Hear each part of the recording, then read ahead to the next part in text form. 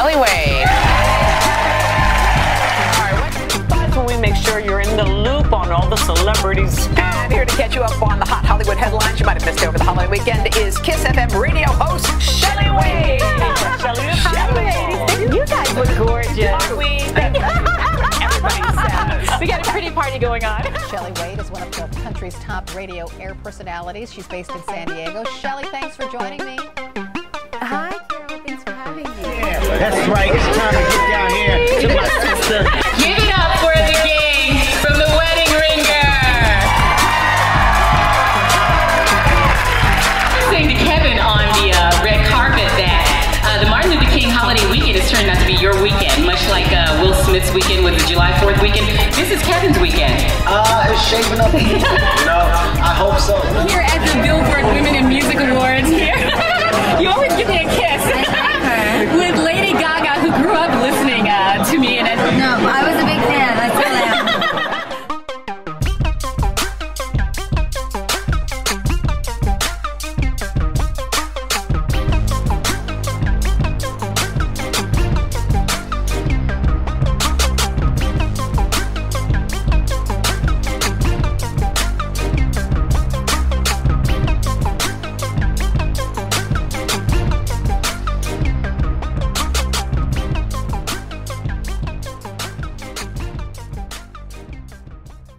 Remember to shoot for the moon, and even if you miss, you'll be among the stars.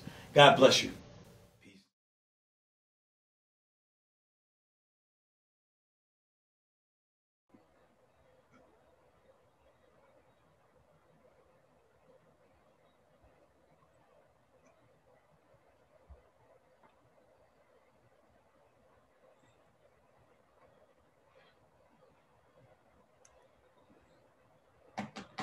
Are we recording?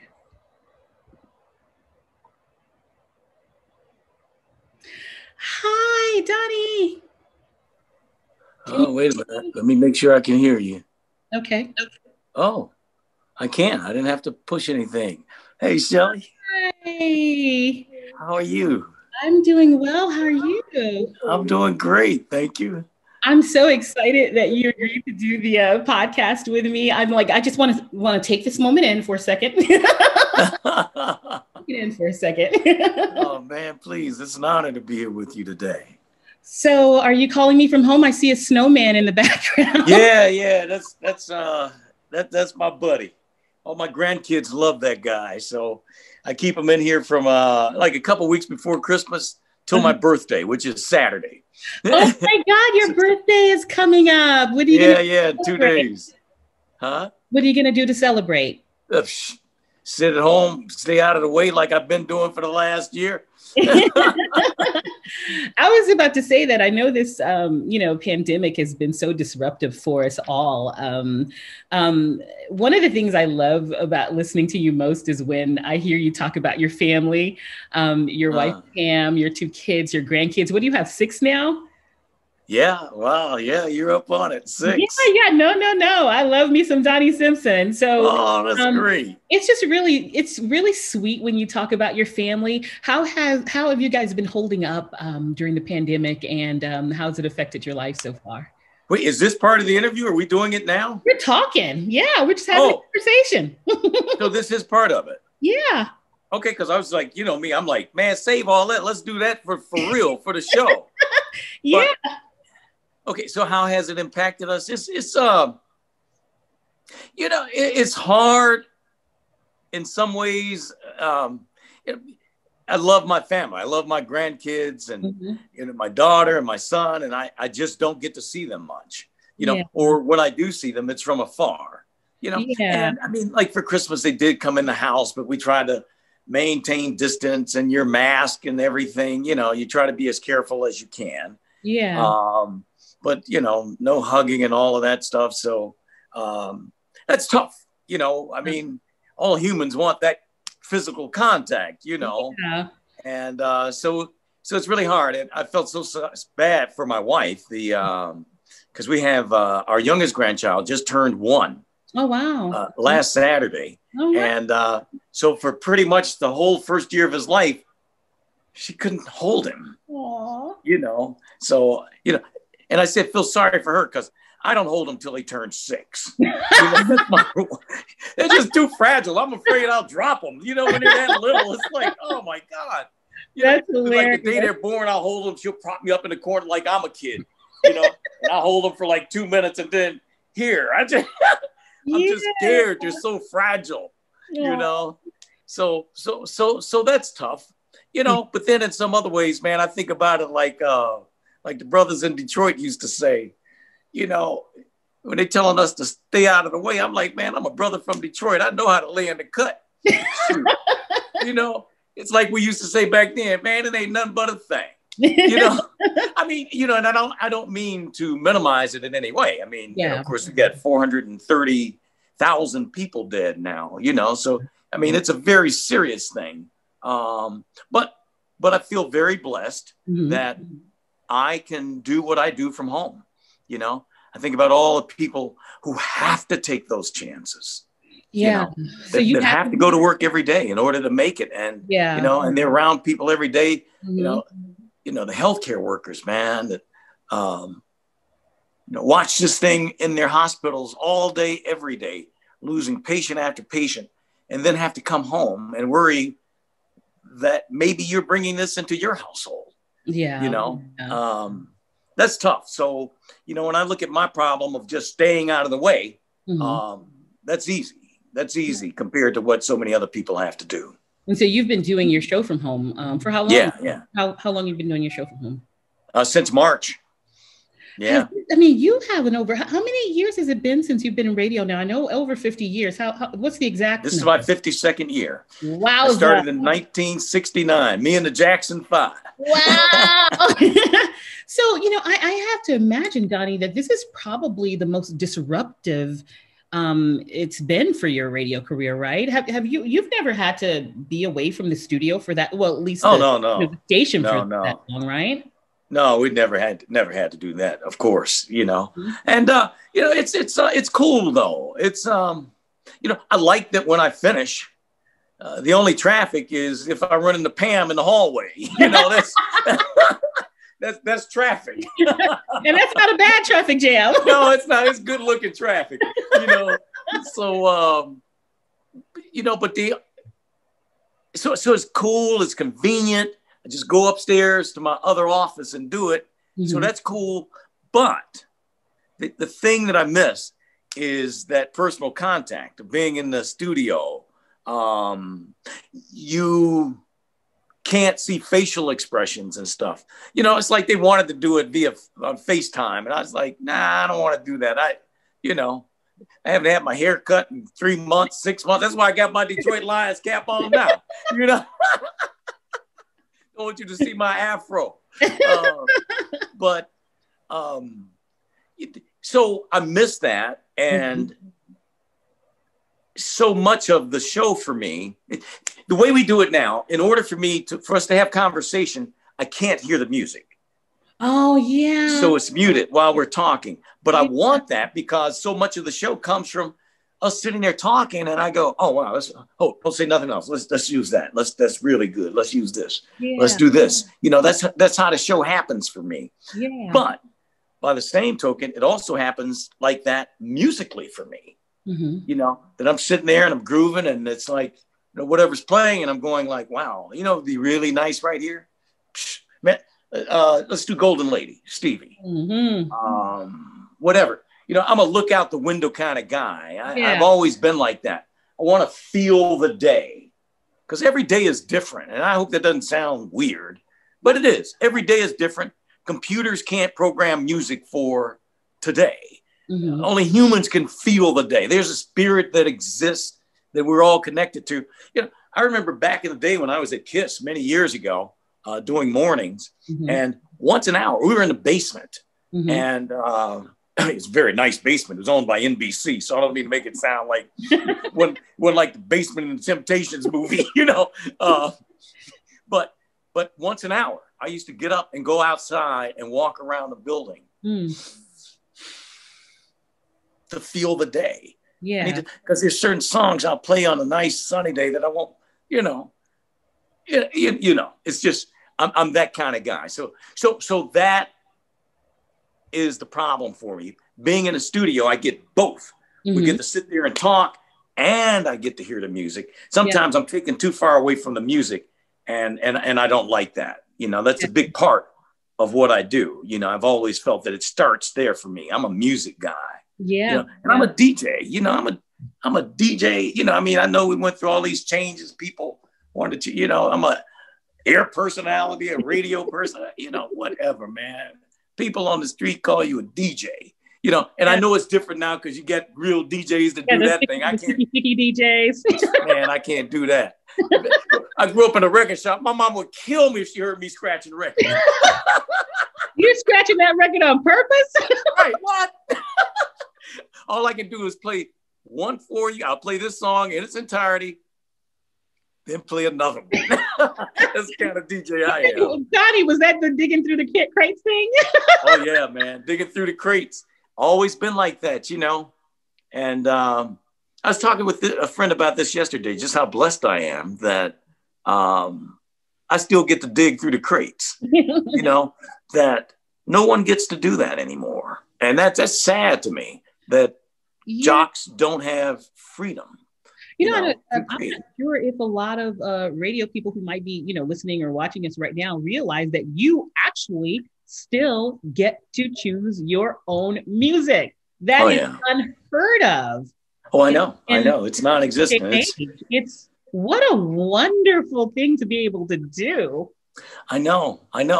So I'm very happy that I came along when I did, because I was able to establish myself to still have that freedom after all these years, you know. But back in the day, that's how we all did radio. You know, I mean, we all came in with a satchel full of records. You know, show prep for me was going up to my music room. Going, man, I'm going to play this tonight. I'm going to drop this. You know, I mean, album cuts. You know, I'm going to play, let's see. You know, I'm going to play the stylistics, but I'm going to play something really cool. That I would go deep in the album cuts and stuff. You know, and nothing's changed as far as ears or people with the ability to pick hits. The only thing that has changed is that radio doesn't allow them to do that anymore. And that's unfortunate that there's so many young people out there now that have great ears that will never get to express themselves musically. Yeah. And that's crazy to me. That's sad. You know, I mean, you know, but consequently, that's why people always say, you know, man, they always play the same 12 songs, you know, that kind of stuff. You know, I don't want that to ever be said about me. You know, I play different stuff, man. I stretch out. I mean, and I worked on black stations all my life, but I have played everything from B.B. King to Jimi Hendrix to Garth Brooks to Vladimir Horowitz. Wow. You know, I mean, everything. Yeah. You know, it's just, and it's not like it's all the time. I mean, for the most part, yeah, it's Jimmy and Terry, it's the Isley Brothers, and Smokey and Marvin, you know, but I always have to have that freedom to stretch out, to do, you know, and it's all in how you present it. You know, I know programmers get scared when you stretch out and play stuff that is outside the norm, but you know, it's how you do it. It's like in London, they call them presenters, not DJs. And that's very good because that's really what it is. You know, it's how you present it. If I say something very cool to you that makes you interested in something, even though you haven't heard it, you're probably going to listen. You're going to give it a try. You know, I might even tell you, you may not like it. I may tell you that before I play it, that you may not like it. That's honest. You know, I mean, I'm always honest on the air. You know, I always felt like if you're that person that everything is great. Well, I remember when I was programming and the record promoters would come in and, you know, you had the guys, man, check this out. They got 30 songs this week, 30 new songs. Every one of them is great. Please. You know, the guys that I respected would be the guys that came in and said, look, man, check this out. I don't think it's there, but you might like it. Yeah. You know, that's honest. You believe. So now I have, so there are times when I say, you know, I'll do that on my show. I'll play something. I never liked that song, you know, but it's a hit, you know, but it's a hit. People like it. It just wasn't for me, you know? Yeah. And I imagine, Donnie, that because you're able to play your, you know, choose your own music, you probably like, if I'm on a shift, I'll probably play one song like 2-3 times during a 4 or 5 hour shift. You probably don't repeat a song in a week sometimes. No, I don't repeat. Boy, that's amazing. No. I used to in mornings, I would repeat sometimes maybe twice a morning, some of the hotter songs, because your audience changes over so much in mornings. You know, you got people that get to work at 7, those that get there at 8, and, you know, that's their routine. So they only hear the 6 o'clock hour to 7, you know, so it's different. But in the afternoons, I'm on from 3 till 7. It's different. The time spent listening is a lot longer. And so I never repeat a song twice in a show in the afternoons. Yeah. And the thing I love about afternoons, I should say this, is it's like I always love mornings. Well, you know, I love whatever shift you put me on. But mornings, the thing I love most about mornings was that I got to play golf all day. You know, I get off at 10, I'm at the golf course at 10:50, play till dark every day. And you're not except exaggerating. For Saturday and Sunday. All day. All day. Except for Saturday and Sunday. Then I get there at 7 in the morning and play till dark. So now I can't do that being in the afternoons. So I don't go at all because in the mornings anymore on weekdays, because I'm so used to playing all day that I could easily get 18 in, but I'm used to going around and around and around. So I don't want to go when I know I have to leave. I love this thing that much. I'm so addicted to golf that I don't want to leave her, you know, so I don't even go see her. I was going to ask you that. How is the pandemic? Because I know you're an avid golfer. How has the pandemic affected that? Yeah, well, I still get to play on the weekends. I mean, it's the perfect sport for distancing, you know, especially for me, the way I play it. I don't play with anybody anyway. I mean, my scorecard is like my report card when I was a kid. Does not play well with others. I play by myself. I put my headphones on and my foursome, it's me, Marvin Gaye, Elton John, and Stevie Wonder. You know, you have a whole crew of people you golf with? That's it. I'm good. Wow. No, I don't. I mean, 99% of the time I play by myself. Okay. I mean, I do have friends that I play with on occasion, but 99% of the time I play by myself. And I've always been like that. Okay. You know, I like to really focus in and just, you know, it's not a social time out there. I'm out there. I'm trying to hit it for real, you know? Yeah. And but I wanted to say this, that what I do like about doing afternoons as opposed to mornings is that I get to paint. In mornings, it's so busy. You got, you know, 1 or 2 songs, commercial, another song or 2, and news, and then traffic and all this stuff. Yeah. In afternoons, I have blocks where sometimes it's 35, 40 minutes of music. So I get to paint. I get to set a mood, you know, to make it flow the way that I want to. And I like that. I like that because I'm still a DJ. Yeah. You know, that's what I like doing. So how far in advance do you choose the music you're going to play? Or does it kind of like pop up at the top of your dome? Usually about, here's what it usually sounds like in the studio. I'm like, Rick, let's play Stevie. Ain't no use. We only got 8 seconds. You can make it. Rick's got to be on it. Oh, you got to be on it. That's hilarious. Rick knows that. You got to be on it, man, because I'll call for it like that. You know, I will have just called for something else, but then I'll think something else will fit better. Okay. You know?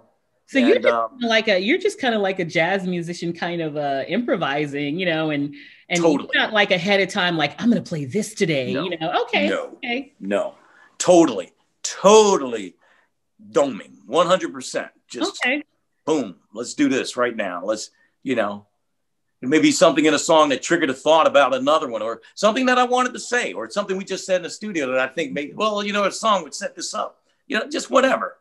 you know, and I have to thank God for giving me that. You know, every day before the show, I say a prayer, and the last part of that prayer is, you know, I ask the Lord to help me connect with this city in the way that only you can. Let's get together, make it do what it do, Lord. Amen. And we do, you know, and the guys, there's so many times when things will happen and they'll go, there wasn't nothing but God there. Yeah. I said, I know. That's what I pray for, that he gives you that connection in a way that only he can. You know, I mean, when it's perfect, when things just work out perfectly, then I know who's behind that. You know, he just has perfect timing. Yeah. And I recognize that when I see it, you know, just perfect. And so, you know, so that really does help me a lot. You know, a lot of it is just channeling. Yeah. I love, you know, the idea of what you're saying, you know, not only, you know, that, you know, God moves through you and works through you, but also just the opportunity for self-expression. You were saying, you know, like you get to paint. I mean, you know, you're a creative person, you want to be able to express yourself. And as you were mentioning earlier, in today's radio climate, it's so hard for kids to do that because, you know, we're so focused on promoting this thing and promoting that thing and you know, talking 5 seconds at a time. You know, you don't really get to express yourself. And it just seems like it's got to be just thoroughly, it's got to be just, you have to feel a sense of, what's the word I'm trying to get? A sense of gratification from the way you get to express yourself. I am. Well, I mean, yeah, I'm spoiled because it's always been that way for me. Yeah. It always has been. You know, since day one, I've had that freedom. And so, yeah, it's gratification, but at the same time, it's frustration that others don't have that freedom. You know, I just hate that. You know, man, I remember when I was very young, when I used to listen to radio when I would travel, and I couldn't wait for Wheels Down in Houston or LA or New Orleans, Chicago, Philly, wherever I was going, pull out my transistor radio as soon as those wheels hit, man. I wanted to hear what they were doing there, you know, because all of these cities had a different vibe, had a different feel. The music was different. You know, now it's so homogenized, you know, it's all the same to me. And, you know, I think that that's unfortunate. I think, you know, and, you know, what happened was, you know, when all these conglomerates bought up all the radio stations and you got all these, you know, it used to be, they used to have what was it called? It's 3, 3, and 3, 1, 1, and 1, whatever it was. In any market, you could only own 1 AM, 1 FM, and 1 television station. Okay. When they dropped that rule and you could buy them all up, it became a different thing. So, you know, instead of having one program director for that station in Houston, you know, now you've got one program director who runs 30 different radio stations, you know, sometimes with the same music log. And, you know, I mean, it's just, it's different, you know, and I understand things moving on, but that one I hate, you know, I'm glad I grew up in the time that I did, you know, it was so much more fun. You know, I did this one day. Jay Stevens, who was our, I'm so bad with titles. I know Jay. I don't remember all of his titles, but he's executive vice president of programming for all the Radio 1 stations or something like that. Okay, gotcha. He asked me to come to this conference that they had, and there are probably 300-400 programmers there. And he wanted me to speak. He was going to do an interview with me, one-on-one, just me and him. And it was weird. I mean, leading up to it, I'm like, why would he ask me to do that? I'm like the biggest anti-programming guy you ever saw in your life, you know? So I was even stressing out the morning of as I'm driving over there. And finally I said, well, you know, what are you stressing about? Just do what you do. you're going to be you, just be you and just tell it like it is. So, you know, I mean, I was very open with them. I had the same kind of conversation I'm having with you, even though I know they are the people that have these controls that I fight against. But at one point I just yelled out, "Let my people go." And they laughed. I mean, they loved it, but okay. You know, and I was talking, but this became the headline from it because I remember seeing this in some different radio articles. They said the headline was, "Donnie Simpson says radio has lost its balls." Ooh. Did you actually say that? Oh yeah, I said that. Absolutely, because they have. You know, I mean, everybody so scared in this business. You know, jocks are scared to express themselves, like you said. You know, because you're worried about some program director coming in with a stopwatch saying that was 12 seconds. Yeah. So who are you talking to now? You're talking to your program director, not your listener. You're more concerned about the program director. That's crazy to me. You know, program director scared, even management, you know, because everyone's so concerned about ratings and the bottom line. And because that bottom line has shrunk, okay, that there's not as much revenue as there used to be because of the internet. You know, when that happened, people found an alternative way to advertise. So that whole advertising-based model suffered tremendously. Radio, television, well, radio and TV were lucky. Print was the one that really suffered. Radio and TV was suffering losses, pay cuts, and all that. Print was shutting the doors. Yeah, that's how bad it was for them because that model was then broken. So that I think had a lot to do with everybody just being scared. And, you know, so that was my thing is like, you can't do this in fear. You know, you got to believe in you and not be afraid to express yourself and do what you do. You know, I was talking about how I go into my radio station now. I said, when I arrive at the station, I can't hear the station until I get into the studio. You know, the lobby may as well be a dentist's office. Yeah. There's no music playing. I said, radio stations used to be a special place, man. When people used to come in there, it's like, wow. It's like, it had a vibe to it. It was cool. It was progressive. Yeah. Yeah. You know, that we need that again. You got to be progressive. You know, it's like, who was it that said this? It wasn't me, but I love the line. It's like, he said, "Donnie, you push the envelope. I lick it." That is hilarious. I know. Maybe it was Howard Stern who said that. I'm not sure. It may have been Howard that said that to me. But I tell you one thing I do know that Howard said that was so cool to me. We were hanging out. Me and Howard have been boys for 40-some years. And so one day I was hanging out with him. I had done my show from New York for a week. And so after the show, I decided to go by just to hang out with Howard, you know, to see him. And it was such a cool day because my sidekick, Chris Paul, was a comedian. Chris couldn't stand Howard, right? Hated Howard Stern, you know. And I said, well, you know what? If you like hating him, then don't come. Because if you come, I'm telling you, you're going to like him. Yeah. Howard's cool people, man. And he went with me. In 5 minutes' time, he loved Howard.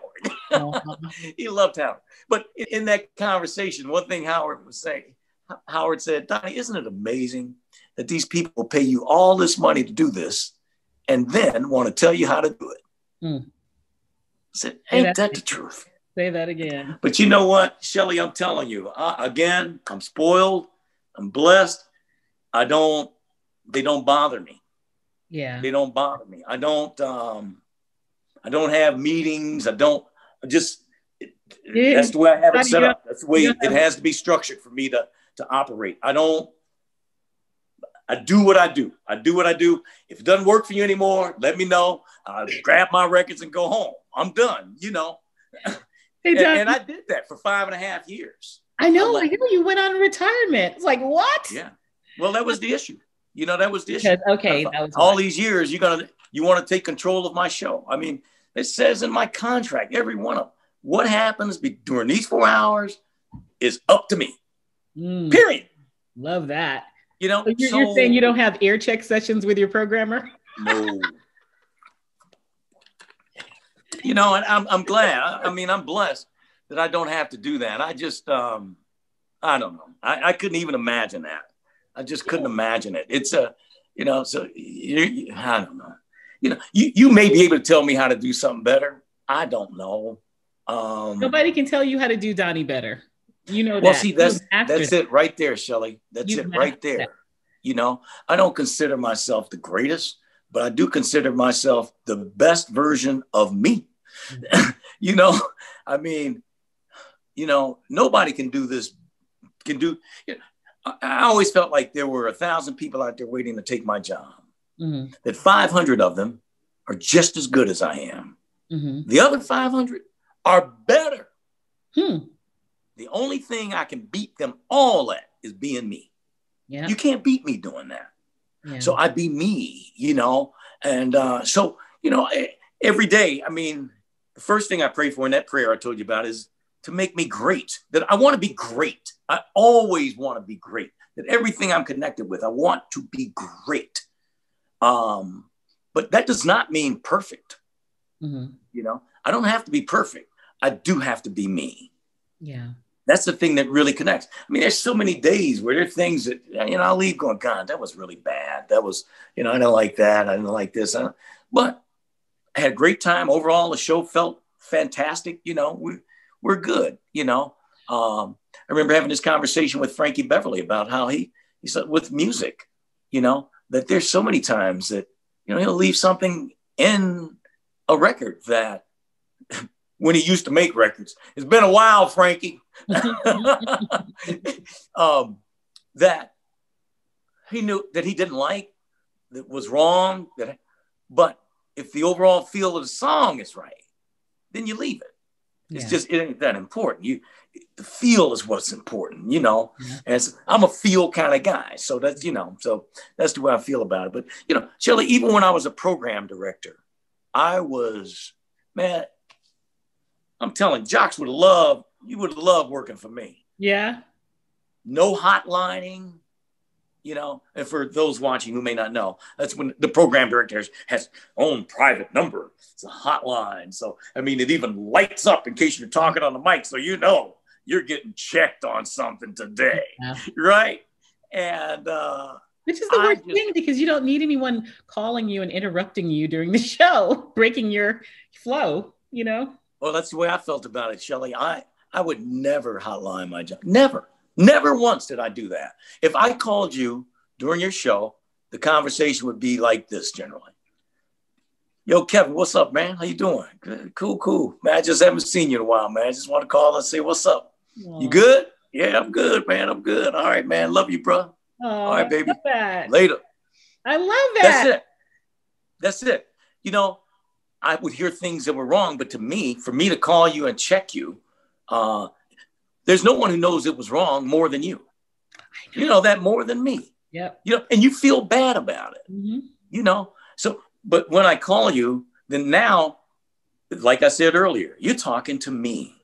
You know, you're worried about that light coming on, about that phone ringing. So now you're trying to please me. I ain't got nothing to do with this. This is between you and your listeners. Take me out of this equation. I want you connected like that with them. This not me and you, you know? And so that's the way I always was. I never, well, you know, again, that comes from growing up under all that freedom that I had, you know? And I believe that you hire good people and let them go. I know, Donnie. If you've hired good people, let them go. You hired me because you thought I had the personality or talent or whatever you look for. So why try to then change me? Yeah, right. Well, a lot of that times that's people trying to justify their jobs. You know? No comment. I know. But yeah, so, you know, I'm just a freedom kind of guy. And I just wish that people had more. Yeah, let me just tell you a real quick story. When, I don't know the year, but it must have been 74, 75. Elton John had the Goodbye Yellow Brick Road album out. And my best friend, who was also a jock, he was on in the afternoons in Detroit from 4 till 8. I came on from 8 to midnight. And so he had turned me on to Elton. So every night after the show at midnight, I can't believe I used to hang out after midnight, but we used to go by his house. We sitting there, we listening to Elton, and I fell in love with Benny and the Jets. Yeah. And I was scared to play it though, because Black folks didn't know Elton, you know. And so for a week I kept, finally I said, I'm playing it. So I went on there and played it twice that night. And the reason I played it twice was because it was jumping off the hook from the first time I played it. Wow. I mean, unlike anything I have ever seen in my entire career, it was that immediate. The next morning, the morning DJ, Al Perkins, calls me at home, wakes me up, 7:30. Donnie, what is this song you played last night? Jenny and the Nets or something? You know, he said, you got to bring it down to me. I had to get in the car, take it down to the radio station so he could play it. All right. In 2 days' time, Elton was on the phone. Elton called the radio station from London. What is this? I hear Benny and the Jets is Breaking Black. Wow. Couldn't believe it. You know, I mean, he and it meant so. Studio? You said did he call you in the studio? No, he called the station. I didn't talk to him. He called through the switchboard. Okay. Got the station's number, talked to the program director, you know. But I did talk to him later, because 6 months later, he came, he flew in to present me with a gold record for it, because it became his biggest selling single ever at that point, you know. And I didn't know until much later, but it also was because it meant so much to him. He loved Black music, and he always wanted to be accepted in that market, and that gave him that. And but I mean, the day I met him, I mean, for him to come to, I mean, he held a press conference with, I mean, that's Elton John holding a press conference to present me with a gold record. Everybody was there. I mean, the media it was like the biggest thing that ever happened in my career. Wow. It was unbelievable. And it's all because of having that faith in yourself and stepping out and saying, I'm going to play this. I like this.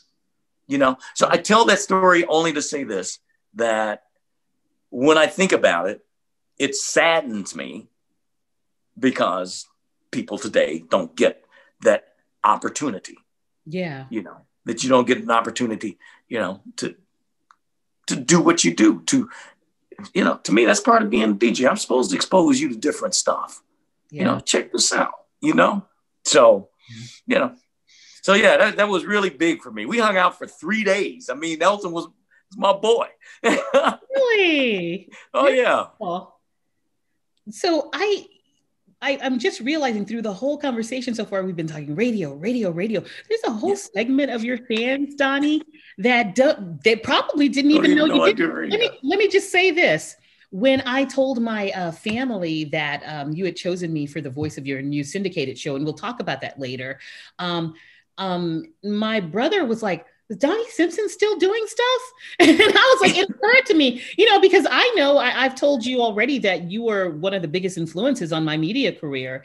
And I know what you're doing, but it occurred to me there's a whole segment of people, because they know you from watching Video Soul on BET, that they only think you're a TV personality. They don't know your whole career began with radio, and that you are still doing radio to this day. You were just inducted into the Rock and Roll Hall of Fame last year. I'm sorry, the Radio Hall of Fame last year. And hello, I was really shocked when I heard that they were inducting you last year. I was like, why isn't Donnie already in the Radio Hall of Fame? That was astonishing to me. 2020? That should have happened a long time ago, first of all. But secondly, you're welcome. And secondly, there's a whole segment of people who don't know you as a radio personality. So let's kind of rewind and tell people how it began in your hometown of Detroit. Tell everybody how you got into it. Okay. All right. Well, first of all, it is interesting because I've always experienced that. I mean, that I would travel around the country and it would just blow me away. The people had no idea. You do radio? Yeah. I mean, that's my bread and butter. I mean, television is my side job. That's what I do for fun. So you were still on the radio when you were doing Video Soul? Oh, yeah. Every day? Oh yeah. Wow. Yeah. Okay. Yeah, I was doing mornings. Every morning I would do that. And then from 6 till 10 in the mornings. And then I would go over and do Video Soul. In the early days, we did it from 1 till 3 in the afternoon live. Mm-hmm. And then for a period, it was from 3 till 5. And then at the end, it was at nights, which had a lot to do with why I exited. But okay.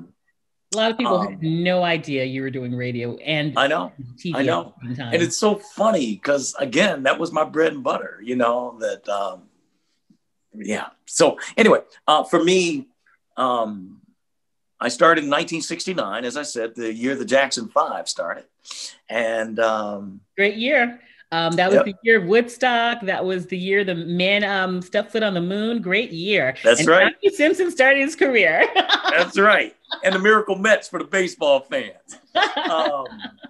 But I didn't have any interest in radio. That wasn't something that I was thinking about. My first ambition in life was to be a Baptist minister. Really? Yeah. Well, I did hear that your mother owned a gospel record store. Yeah. Well, it's not just gospel. I mean, it wasn't just gospel. Okay. Just so you B.B. King and James Brown too. They all make money. but she specialized in gospel. Yeah. So later. So was that your influence for wanting to be a minister? Yes. Okay. Yes. So I grew up in my mother's record shop she opened it in 66 when I was 12 years old. Mm-hmm. And so, you know, I was always around music. And so, you know, and I had an uncanny knack for being able to pick hits. You know, me and my brothers, we always have a contest. Like we get new music in all the time. So we play it and go, you know, so what do you think about this? Blah, blah, blah, you know. And I would go, yeah, well, I think it'll go top 10 R&B, but it won't cross over. Okay. Yeah. I mean, and I was always right. You know, I would always hit it, you know. So from an early age, it's like, that's what I was doing. But again, no interest in radio until one day, this guy, Al Perkins, whom I mentioned earlier, who did the mornings on WJLB in Detroit, came out to my mother's record shop to do a live broadcast, a drum up business. And it was a Saturday afternoon. He did the show for 2 hours. And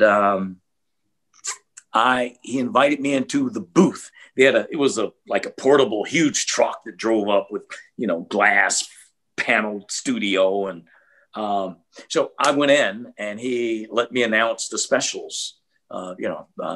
Don't forget, we got the Temptations' greatest hits on sale for $2.99 this hour, blah, blah, blah. Not with that voice. I had a deep voice. My voice changed. Yeah, my voice changed the summer after 7th grade, between 7th and 8th grade. That summer, my voice changed, which I hated because the year before that, I was the only male first soprano. And I liked that because I got to sit with all the girls in the choir, right? So that was great. And I love finding out that you're in the choir. Yay. Oh, yeah. So come back and I'm this baritone, you know, so, so anyway, I did the specials. And even prior to that, people used to always come in the record shop and go, you sound like a DJ, you know, you ought to be a DJ all the time. Okay. It was in one ear, out the other. I wanted to be a Baptist minister.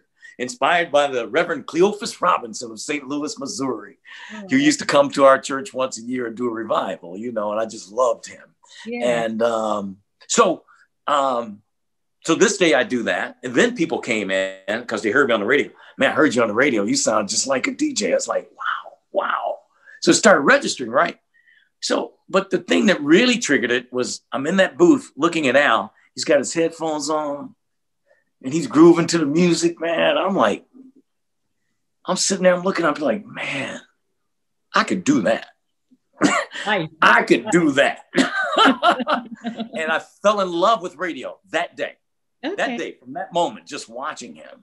And so I joined this group called the WJLB Soul Teen Reporters. They had one student from each public high school in Detroit They came into the radio station once a week, recorded a 60 to 90-second spiel about what was going on at school. We got, seniors, don't forget cap and gown measurements next Friday. We got a bake sale Tuesday. Our school beat Pershing High 56 to 42. Number one song is, and the lovers of the week are, that kind of thing. The day I recorded my first report, and it was the very first meeting I attended, they accepted me because they didn't have a student from my school. And the DJ who was recording, his name was Cat Daddy-O. J.U. Mumphrey was his real name. J.U. Mumphrey, Cat Daddy-O, tracking on your raggedy radio. He was so cool. I got a lot of my style from him, really, because he was mellow. He was like Snoop, like Biggie, just, I like that cool flow. There was another guy that was influential, but off air more than on air. Ernie D, the king of cookery, cooking on my stoves of two. One is electric, one is gas. Put them together, they are set to blast. That kind of thing. It's like, I'd rather tracking on your raggedy radio. That's just so. So anyway, Cat records me. I do my first line, and he stops the machine, and he just, I'll never forget it. He's got his glasses on his nose, and he looks over his glasses with his mouth open, and he goes, "You have got to be in radio." Oh, I love like that. I love it. It's like from the first sentence I ever recorded. And that was just magical to me. What encouragement. So anyway, I do this report. We do these reports every week. And again, they're only a minute to 90 seconds long. They run once, maybe twice a day. Mm-hmm. All right. I became so popular. It was crazy because I was this kid with this heavy voice. I was more popular than most of the DJs. Wow. From 1 minute. Yeah. And so they started putting me on weekends. I was 15. I did Saturdays from like noon to 3 or 4 or something like that. I don't know what time. And that lasted for about 2 months, maybe 3 months. Mm-hmm. And then they told me that they wanted me to sit in from 8 to midnight for the next week because they'd fired the guy that had the 8 to midnight slot. So we need you to sit in for 1 week to give us time to find somebody. I sat there for 7.5 years. I was going to ask you if you think that was kind of calculated. Did they have you in mind for it all the time? All the while? I never thought about it. I don't know. It sounds like, I took them at their word. They were looking for somebody else. I don't know. Well, either way, you were meant to do it. Yeah. Well, that's the way it happened. It happened so fast, and I was so blessed. I felt, especially at that time, because I remember thinking like, wow, when I graduate from college at 23, I will have had 8 years experience on air in a major market. Detroit was 5th largest market in the country at the time. Yeah. What a candidate you would be. Most guys at that time were, 23, they get just coming home from the nom, man, trying to figure out what they're doing, and I was blessed to already have that focus, I was blessed in so many ways. God has, just given me direction so early in life, I'm sorry, I'm drifting, but because I just started thinking about how even in personal life with my wife, to have that. And it's something I didn't see. This is something that Terry Lewis, Jimmy Jam and Terry Lewis, Terry pointed it out one night. We were talking. It was all three of us. And he was saying that, one of your greatest blessings is that, one reason that you are so successful is because you had your foundation set so early. Me and Pam were high school lovers. I met her senior year in high school.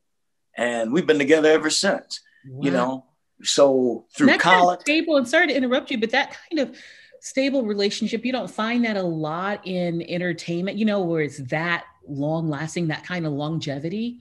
Yeah. And so, you know, and the kind of fame and success you've had, a lot of the times people are all like blowing in the wind. They don't have any foundation, like you said. Yeah. But the fact that you've had that kind of longevity in your marriage in this industry is pretty amazing. Yeah, it is. Well, and I thank God for that, you know, again, because I do believe that it's just like Terry said, that has a lot to do with it. That, you know, you weren't out here, you didn't have to be out here like me and Jam looking for a wife, you know, looking for a woman. You already had it. I mean, man, when I was in college, my God, me and Pam were married at 19, had our first child 1 year and 2 days later at 20. Wow. You know, here I am, I'm in college. I never stayed on campus. I don't know the true college life, you know. I mean, because I had my own apartment at 18, I guess, before I even started college. No, 17. Yeah, because I started college a few months before I turned 18. And so, you know, it was just like I had this life that was very adult before. You know, I mean, hanging out on college campus, man, I got a wife at home and a kid. You know, it was a different thing for me, you know, and a career. Yeah. You know, to this day, I cannot remember my college graduation. Nothing about it. Don't remember a thing about it. Pam remembers. I have to ask her, so who was there? Your dad, your mom, me, your brothers, blah, blah, blah. Michael, like, wow, really? I remember every minute of my high school graduation, but I can't remember my college graduation. And the only thing I can account that I think could account for that is just smoking weed or, no, I was just kidding. Not expecting that. Donnie, you're silly. Sorry. Gotta throw a joke in there. No. that would explain some things. That would explain it, right. No, the only thing that I could the only reason I could give it is that I had so much going on in my life that it just wasn't that important to me. Mm-hmm. You know, I was, again, very popular. You know, I mean, it was crazy how popular I was in Detroit. Just, I mean, you know, go having your clothes ripped off you, literally, that kind of, like a rock star kind of thing. You know, I mean, just, you know, they don't do that anymore. They don't chase me like they used to, Shelley. But you know, I had a career, you know, with making, you know, doing the radio every night, personal appearances. I had a wife. I had a son. I had this, you think about it, it's like college graduation, even though I was the first in my family to get there, which was very important to me. That's why I would never quit. I'm going to graduate because this is important to my family. So I'm going to do that. But it just wasn't the first priority with me. Yeah. You know, I got a wife and a kid and work and stuff. So, you know, it was just different for me. I'm curious to know, what college did you go to and what did you major in? I went to the University of Detroit. Mm-hmm. I wanted to go away. I wanted to go to the University of Michigan, which is only 50 minutes away. Mm-hmm. But that was far back then. It seems like now it's not that far. But it was also far away from me because my GPA probably wouldn't have gotten me in there.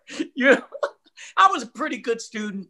You know, I wasn't a great student. I was, I don't even know how to explain it. It's funny. I was a better student in college than I was in high school. I think when in high school, I was determined to have fun. Yeah. Like my brothers. I'd hear all the stories from my older brothers about the stuff and I was determined I was going to have more fun than they had, you know. So I was always in trouble. You know? Really? But little trouble, you know.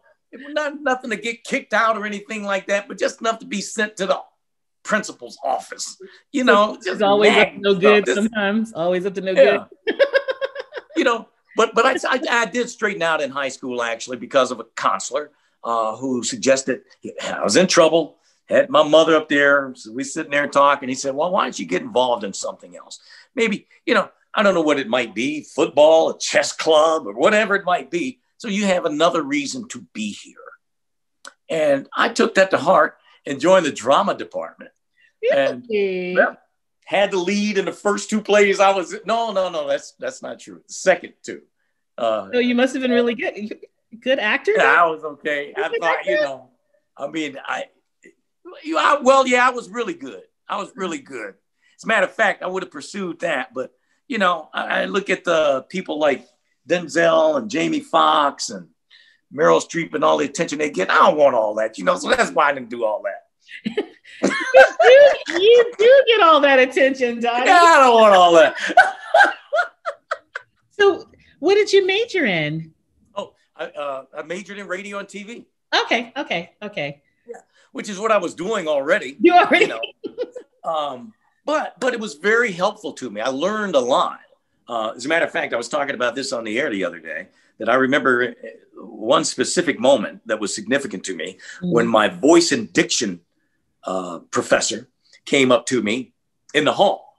And he walked, I had no idea he was there. He walked up behind me and I just hear him say, so Donnie, how come you talk like this in the hall?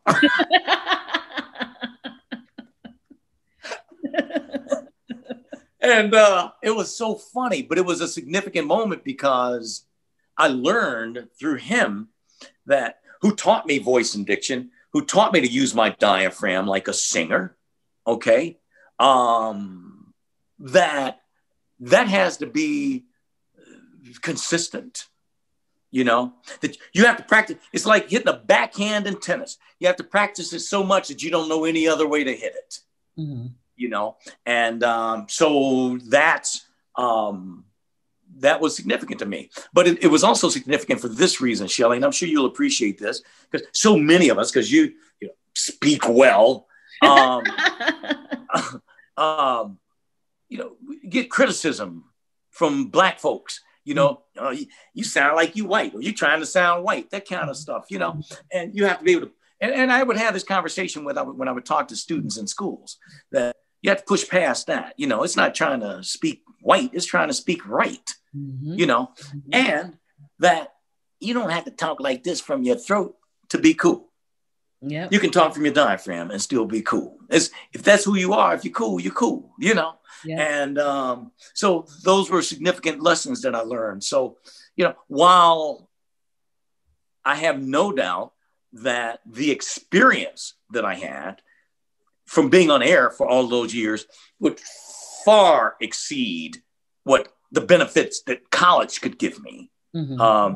It's still good to have that, plus it was just a cool experience because, it wasn't just radio or TV, I was taking, Black lit classes and, stuff like that, where you get deep conversations with, learning critical thinking and, all those things. So it's not just about books in college. It's so much more than that. Yeah. It's a lot more. One of the things I really loved about college was, going to, especially when I was, I'd gone to a couple of schools, first U of H, and there was a really small Black community there, but we were part of the Black Student Union. And I remember loving going down to the Black Student Union and just debating, as you said, like the whole experience of college. I loved it because of the connections, the human connections you were making and the conversations, I liked all the cerebral conversations, all of that, Yeah, it's important, man. It's awesome. I miss that.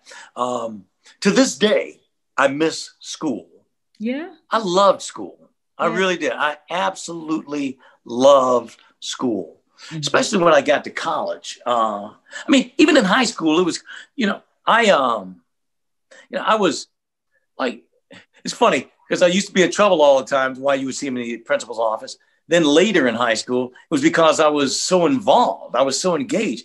I was the senior class president, student council vice president. I was like the most powerful kid in school. They didn't even ask me for a hall pass. You always got a reason to be in the hall, and but I love being involved in those different things. But, like I said, though, I wasn't that good of a student.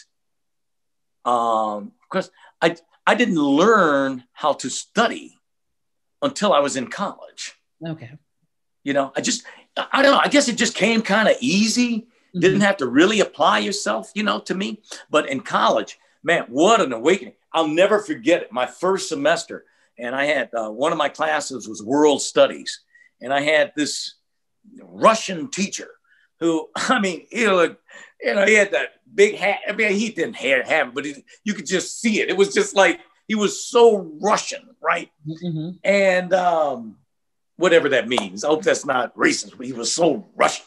He was so black. I think we're okay. But the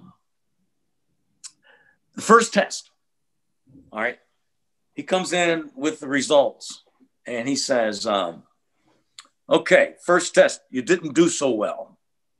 We had 1 A, 2 B's, and 2 C's. Everyone else failed. So I'm sitting there like most of the students, we're sitting there waiting to hear him say, so we're going to mark on a class curve. And he says, today, the Blitzkrieg. He starts writing on that chalkboard. I was like, it's like, whoa. It was such an awakening for me. It's like, no, dude, you're in college now. This is different. We ain't holding your hand, you know. I mean, even just the simple fact that I didn't have to go on any particular day if I didn't want to go. Just, they ain't gonna call your mama, you know. Yeah. No, but that said, like, you know, we're not babysitting you here. This is serious. Man, you should have seen the notebooks opening in there when he said that. Like, let's go.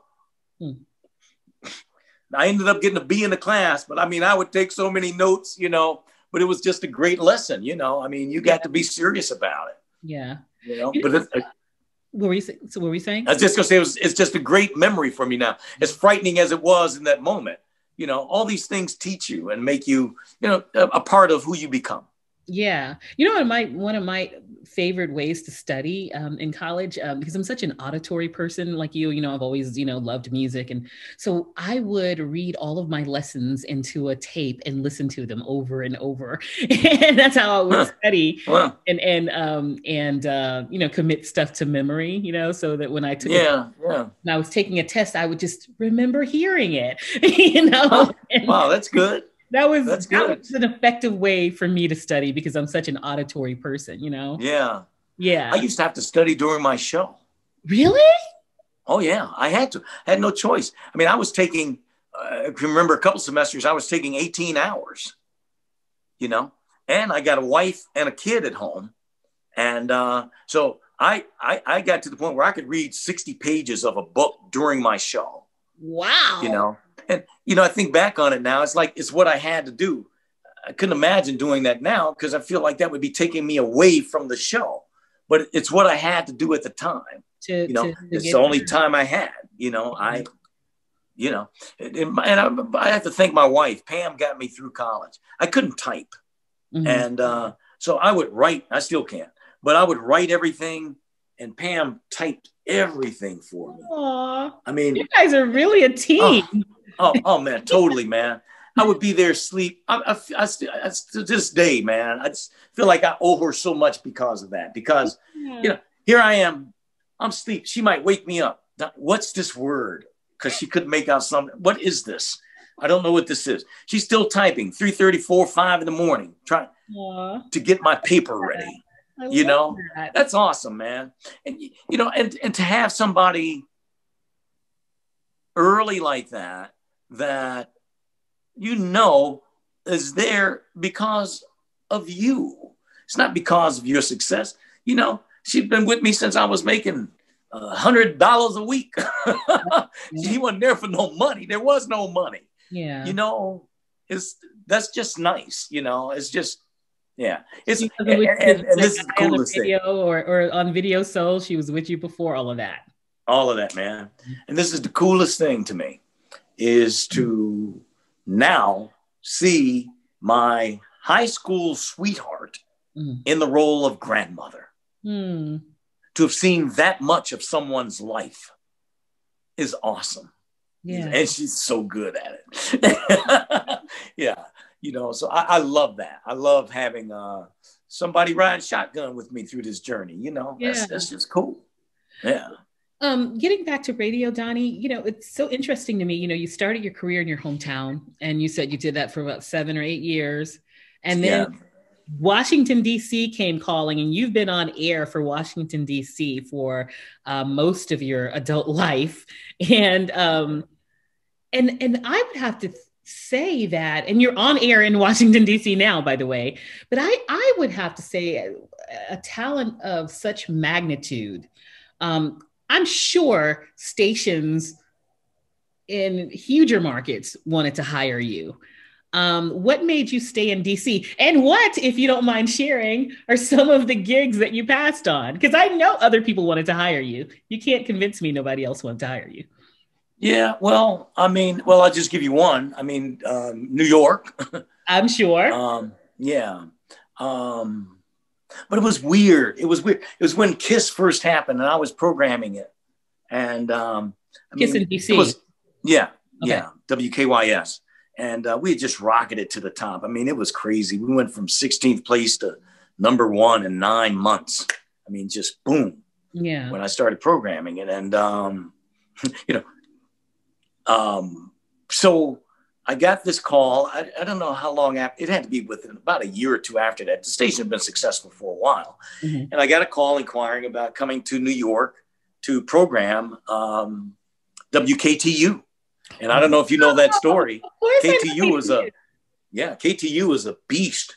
I mean, they had that one summer they had was just legendary. Where, I mean, their rise was kind of like the one I just expressed for my station.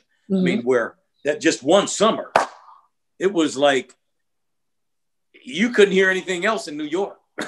Yeah. You know, it was that. So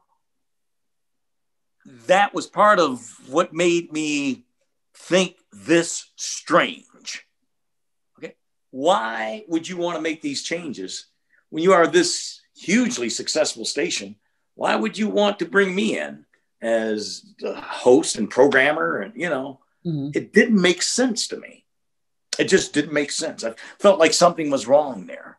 And so I passed on it, you know, because I'm like that. I always, you know, it's got to feel right. It, you know, this is something that I've used in my professional life and personal life. Something is probably the greatest gift my mother ever gave to me. Mm-hmm. And it was this. She said, baby, when the time is right, the Lord will let you know, because there will be no question. Yeah. And it's true.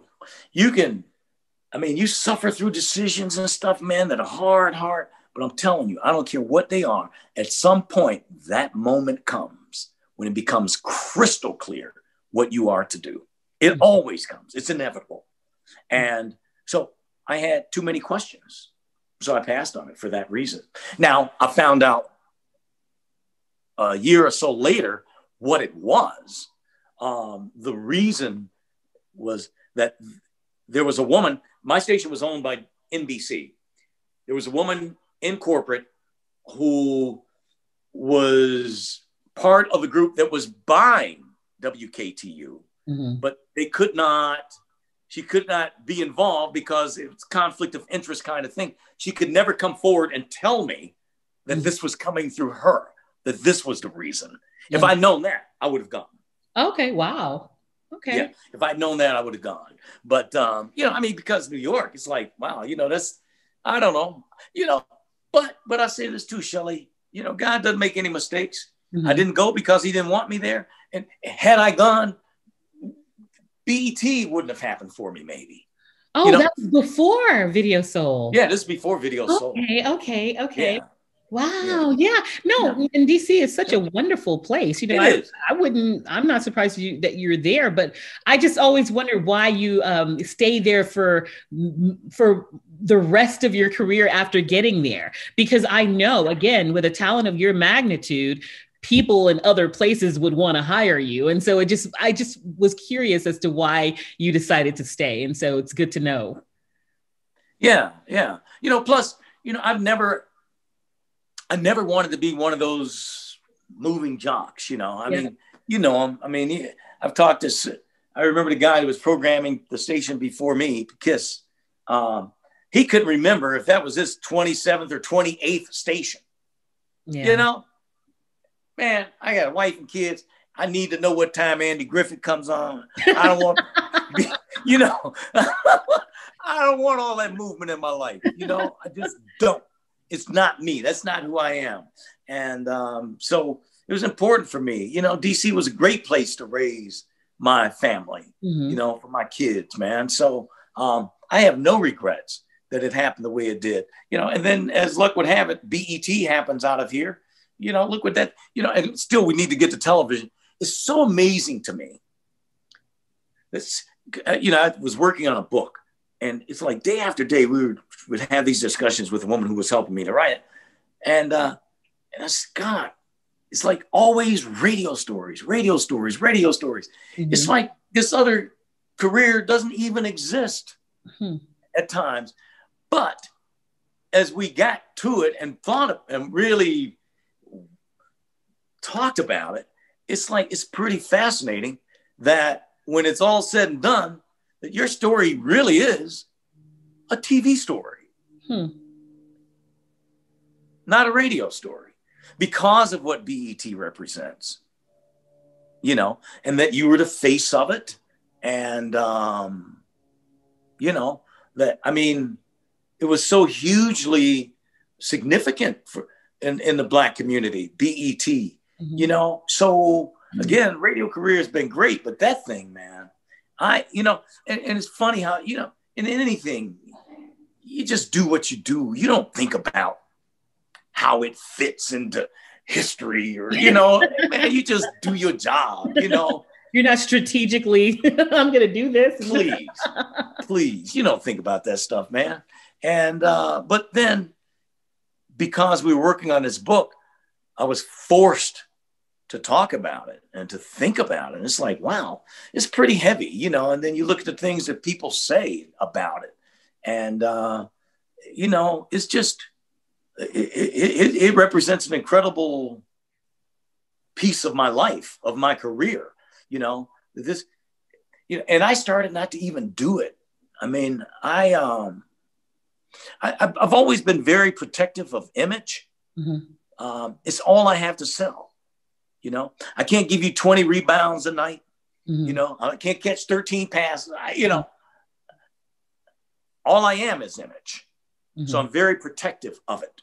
So careful about what I get involved with.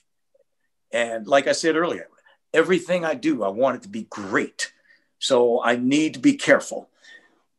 BET, when they first called me, you know, I looked at it and I was like, you know, I mean, BET in its infancy wasn't a very pretty baby, you know. It looked like public access TV, you know. They didn't have the money, you know. And so I was very, very, very hesitant because of that. Because if I get involved with it, I want it to be top shelf, and it wasn't that. So I thought about it for 2 days. And then finally, the thought that won out was this, that this is our first Black television network. If you have something to offer it, you have to do it. Period. Crystal clear. Again, it was crystal clear. No doubt about it. Sign up. Let's go. So went on to do that.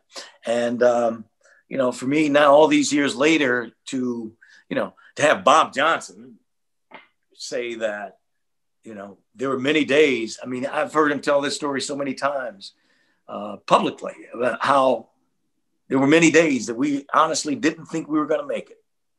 But this man carried this network on his shoulders. Yeah. We could not have made it without him. You know, that's awesome to me. You know, I mean, what price do you put on that? You know, to have that kind of significance to something that's significant to us as a people, our first Black television network, you know? That's huge to me. You were the face of, I'm telling you, when we were first having our conversation, I remember saying to you that you were one of my biggest career influences. And then you said, your reply was something like, if I was able to influence you, that's a blessing it's a blessing from God for you, both you and, me. Absolutely. And I was like, Donnie, of course you influenced. You were like, if. I'm like, oh my God, it's such magnitude because, it was because of you that watching you on Video Soul that I wanted to do TV way before I wanted to do radio. You had such a big impact on my generation. And I remember saying to you, I guess that's part of your charm that you don't realize that you've impacted a whole generation of people. And when I first posted that I was going to be the voice of your show, I was more excited about just it being your show than it being the voice of something, because you impacted me so much. Wow.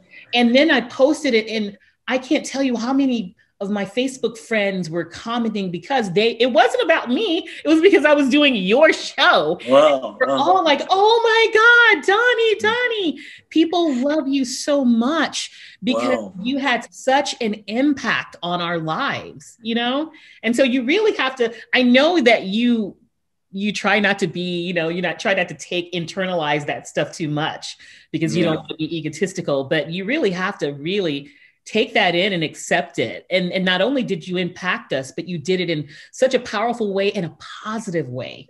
Yeah. Wow. Well, thank you, Shelley. I appreciate that. It is amazing. It's just mind blowing to me. When I hear stuff like that, it's, and I've heard it from people that it's like, wow. It's weird because it's like people that I wouldn't expect. The late Stuart Scott from ESPN. Yeah. Jay Harris, who's at ESPN now. What's the other guy's name? I can't recall the other guy's name. He's a star at ESPN. But all three of them said basically the same I know thing. You're talking about Stephen. Yeah, Stephen A. Smith. Right. That have said, almost the exact same thing, that you're the reason I'm in television. Yep. Watching you encourage. That just blows me away. I guess I'm surprised because they're in sports and not music or, but it's again, what a blessing that is to know that you impacted someone's career like that. That's very special to me. It's, I'm sorry, but I'm just thinking about how I remember when I used to, this is going back many years ago. Tony Perkins does afternoons with me now. Yeah. He's a big personality. He does television here. He's an anchor. I remember I used to see him on Good Morning America as well. Yeah. He was the weatherman on Good Morning America for 8 years. But we worked together on radio. That was his beginning back in, 30 years ago, 35 years ago. Mm-hmm. And I remember one day he asked me, he said, Donnie, why do you always invite people into the studio? Because it's so distracting. Mm-hmm. And I said, well, because somebody let me distract them. Yeah. And that's why I'm here, because someone didn't see me as a distraction, and I will always do that. I said, because you never know. It's Al Perkins inviting me into that booth to do the specials. And I just see him. Look what that created from that moment. You think he had any idea that he was creating a career, which turned out, thank God, to be a Hall of Fame career because of that chance encounter. So I will always invite people in because you just don't know who you influence and the impact that it might have on them and what could become of it. You just don't know. You owe that to them. Yeah. So one of my Facebook friends wanted me to ask you some questions. Would you mind answering them? Oh, no, please. Shout out to Keisha Gray. Hey, Keisha. She wants to know, did you prefer to solo host Video Soul or co-host? Wow. That is such a good question. You go, Keisha.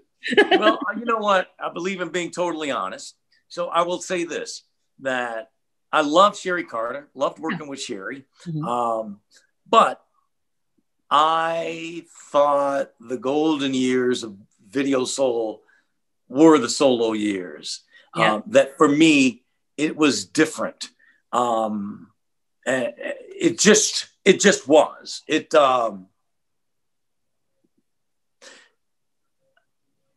Just like I was talking about for radio, where I'm very off the cuff, and that's where I was for television.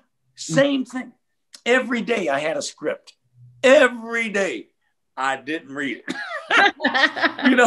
I mean, I would, because they know I may start, you start your teleprompter, and then all of a sudden Donnie's off script, but they all knew, just go to the video, go to the, what am I introducing? Just go there. And that's where I'm going. I'll get you there.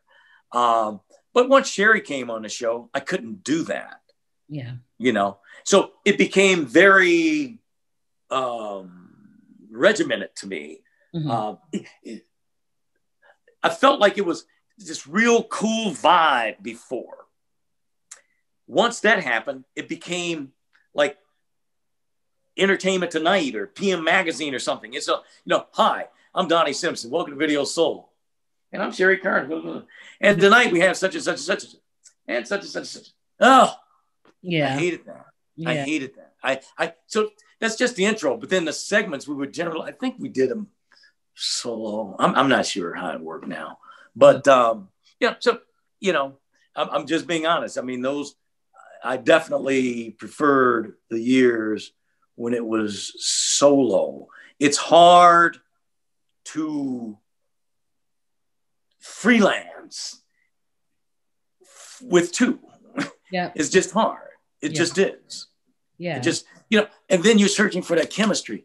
Me and Sherry were cool. It wasn't the level of chemistry that me and Tony Perkins have on radio. Now that's, so that's interesting because that does work for me with two people, but we just had a chemistry. And, and if there was one word that is most fascinating word to me that I found in my career, it's that one, chemistry. Yeah. That's a word that management does not understand. They don't get it. Yeah. Chemistry is, you can't teach it. You can't learn it. You can't give it to somebody. It just is. You either have it or you don't. And when you have it, this is always my advice to management, is when you have it, don't mess with it. Yeah. Don't mess with it. Don't tinker with it, trying to fix it, trying to make it better with it. Just let it be. You don't want to mess with chemistry. Yeah. You just don't. It's hard. I remember when I remember this is many years ago, we found out how much Ed McMahon made sitting there going, hey-oh, for Johnny Carson. How hot was it, Johnny? We're like, he makes $2.2 million for doing that. We couldn't believe it. But the thing is, if you really think it through, is that whatever the number is, that I don't care what the number is, for whatever reason, he makes that dude comfortable. Yeah. Write the check. Write the check. Just right. Because you don't want to mess with this chemistry. Johnny Carson's king. You don't want to mess with that chemistry. Yeah. You just don't. It's can I give you one more example? This is really, but it's I remember when JB told me he was leaving, James Brown, the sportscaster, that he was leaving. He's one of my best friends. Okay. That he was leaving Fox Sports to go to CBS. And I said, I saw it on the news one day. So I called him. I said, JB, I heard this move today. He said, yeah. I said, let me tell you what happened. He said, okay, what happened? I said, some suit figured that he could lowball you. You're in a contract. You must be in a contract negotiation. He felt that he could lowball you because, really, you're not that significant to the show. You got the pretty boy, Howie Long with the square, you got the coach with the white crazy hair. You got the redneck and Terry Bradshaw, these characters. You got all these characters. And I said, so he thought you could lowball you, that you wouldn't walk, and you did. He said, wow, whoa, that's exactly what happened. I said, I know how it works, man. That but this is the reason I bring it up is because that's another lesson in chemistry. That JB may be the straight guy, but he's the glue, and it all works around him. These, you can have all these personalities. Yeah, Terry Bradshaw's bigger than life personality, but all of these parts together is what works. Yeah. You don't want to mess with that. And, it's my opinion, but I think that most people would agree that Fox pregame show has not been the same since, and neither is the CBS one. Uh-oh. He's like, But that's truth. Yeah. The chemistry is not the same. It's just not. Yeah. It's just not. So when you got it, don't mess with it. Don't even try. It's like for me with radio and stuff. Like I don't even try to understand it, Shelley. Radio and TV. Like I never watched me on Video Soul. I was almost embarrassed when I walk in people's houses and they would have it on. It's like, what am I doing on TV? That's weird, But the other thing is that I always felt like I would be too analytical if I watched it. That I would be trying to. What I didn't want to fall into was trying to be perfect. I don't want it to be perfect. I want to be great, but it doesn't have to be perfect. You know what I'm saying? I guess I kind of said that earlier, but it's just a magic that is, and it exists for this moment to me. And I don't want to understand. I'm just afraid that if I start trying to understand what I'll do, I'll mess it up. Yeah. I don't want to understand. It's just magic, So anyway, I hope I answered. You've been on air and so wildly successful with the listeners in DC because they love you just the way you are, and you don't have to perfect it, whatever that means, So yeah, but thank you for being honest with that. The question with the answer as to whether you preferred solo or co-hosting. She also wanted to know if you'd be down for a Video Soul reboot, and if you didn't want to host it. First of all, would you be down? I guess it's a two-pronged. Let me stop you and answer this question already. I'm already doing it. A reboot of Video Soul? Oh yeah. Wow! Wait! It's in the works? Yes. Really now? Yes. And you're hosting it? Yes. Oh my God. Is this the first time you've announced that? Do I have a scoop? No. We've kind of teased it on social media.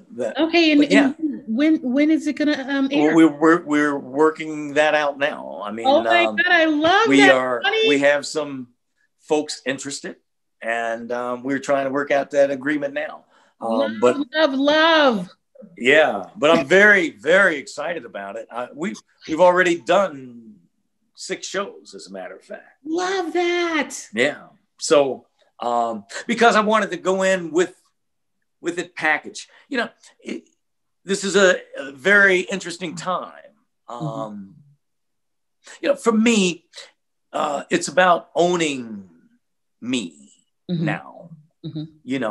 All my life, I've been a hired smile. It's just, I own it. I own Video Soul now. That's, that's my baby. And so, I just want to do something with it. And it's a very interesting time because, you now you have so many outlets, that are looking for content. You can even bypass that whole green lighting process that is LA and New York, you can take straight to the people if you want. There's so many ways to get it done now. Isn't it? Where you can maintain control of it.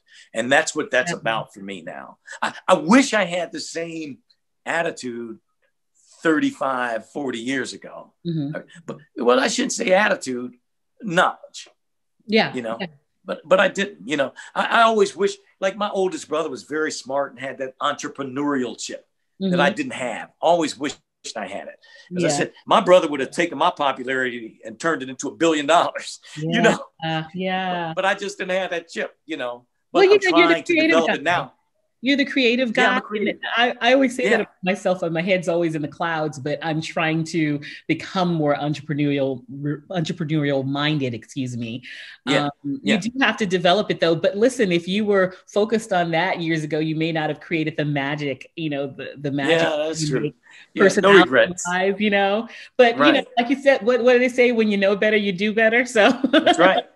So now you're. But you know who's been instrumental in helping me with this? Who? Bob Johnson. Really? Yep. For those who don't know, Bob Johnson, as you were saying earlier, is he's the creator of BET. Right, exactly. So and the world's first billionaire. Wow. First black billionaire. Yeah, wow. And he's you know, even though, you know, you're at an age now where you wouldn't think, you know, someone's mentoring me, but he is mentoring you. Absolutely. In business, absolutely. That's my boy. I love that. We've been boys forever. You know, It's funny. Like I never made a lot of money from doing BET, but I remember I had one contract negotiation with Bob. Went down to his office because, you know, BET was really starting to happen. And, you know, I wasn't making a lot of money. And I went in and sat down with Bob, and Bob said, Donnie, we can't afford to pay you what you're worth. And I said, all right, Bob. All right, man, I see. That was it. I left. I'm telling you, it's how crazy is it? I just left. You know, but that speaks volumes to about where that I think it's true of people in any workplace.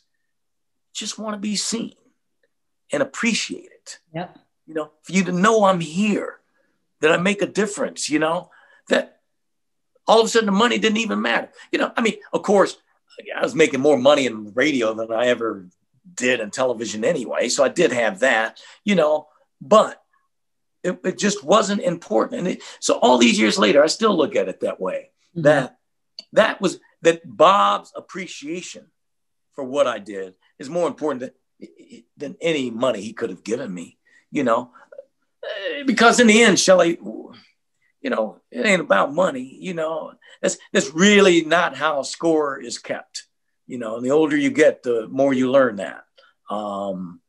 Because at the end, we all leave here with the exact same amount of money, you know, and but these things, the influences that you talked about, you know, the appreciation of what you did, the legacy, those kinds of things, that's what matters, you know, your family stuff, you know, it's just stuff, you know, I've always been like that. It's just, as my twin brother always say, he said, man, I always tell people, my brother has money, but money does not have him. Oh, I love that. Yeah. And a lot of people would be surprised you have a twin brother, by the way. Yeah, yeah. Like his heart. Donnie's running around here. Donnie and Lonnie. I love it. When you say it together, it sounds like Looney Tunes, like Donnie and Lonnie. It does. Hey, listen, now you're doing your production company. Maybe you can create an animated series, Donnie and Lonnie. Donnie and Lonnie, right? That's my heart. That's my boy. Okay, so I saw a video somewhere. You said that you don't, you know, typically prepare questions and such when you are getting ready to do an interview. And I don't typically, but I do have a list of 10 questions I came up with because I feel like, you know, even though we've been getting to know you already, I feel like these questions would define you even more. So I'm going to ask them to you right now. The first one is, what was your favorite toy when you were a kid, Donnie? Oh, wow. My favorite toy. Wow. Probably my Monopoly board. You like Monopoly? Oh, my God. I love Monopoly. You have a favorite piece that you like to go with, you know? The dog. The dog. That's George Clinton, baby. The dog in me. I love, by the way, speaking of funk, I also saw that you said you have a Bootsy Collins funk card in your wallet. Yes. Do you have your wallet right now? Can you like pull it out and show me? Give me 1 second. Okay, I love it. Love it.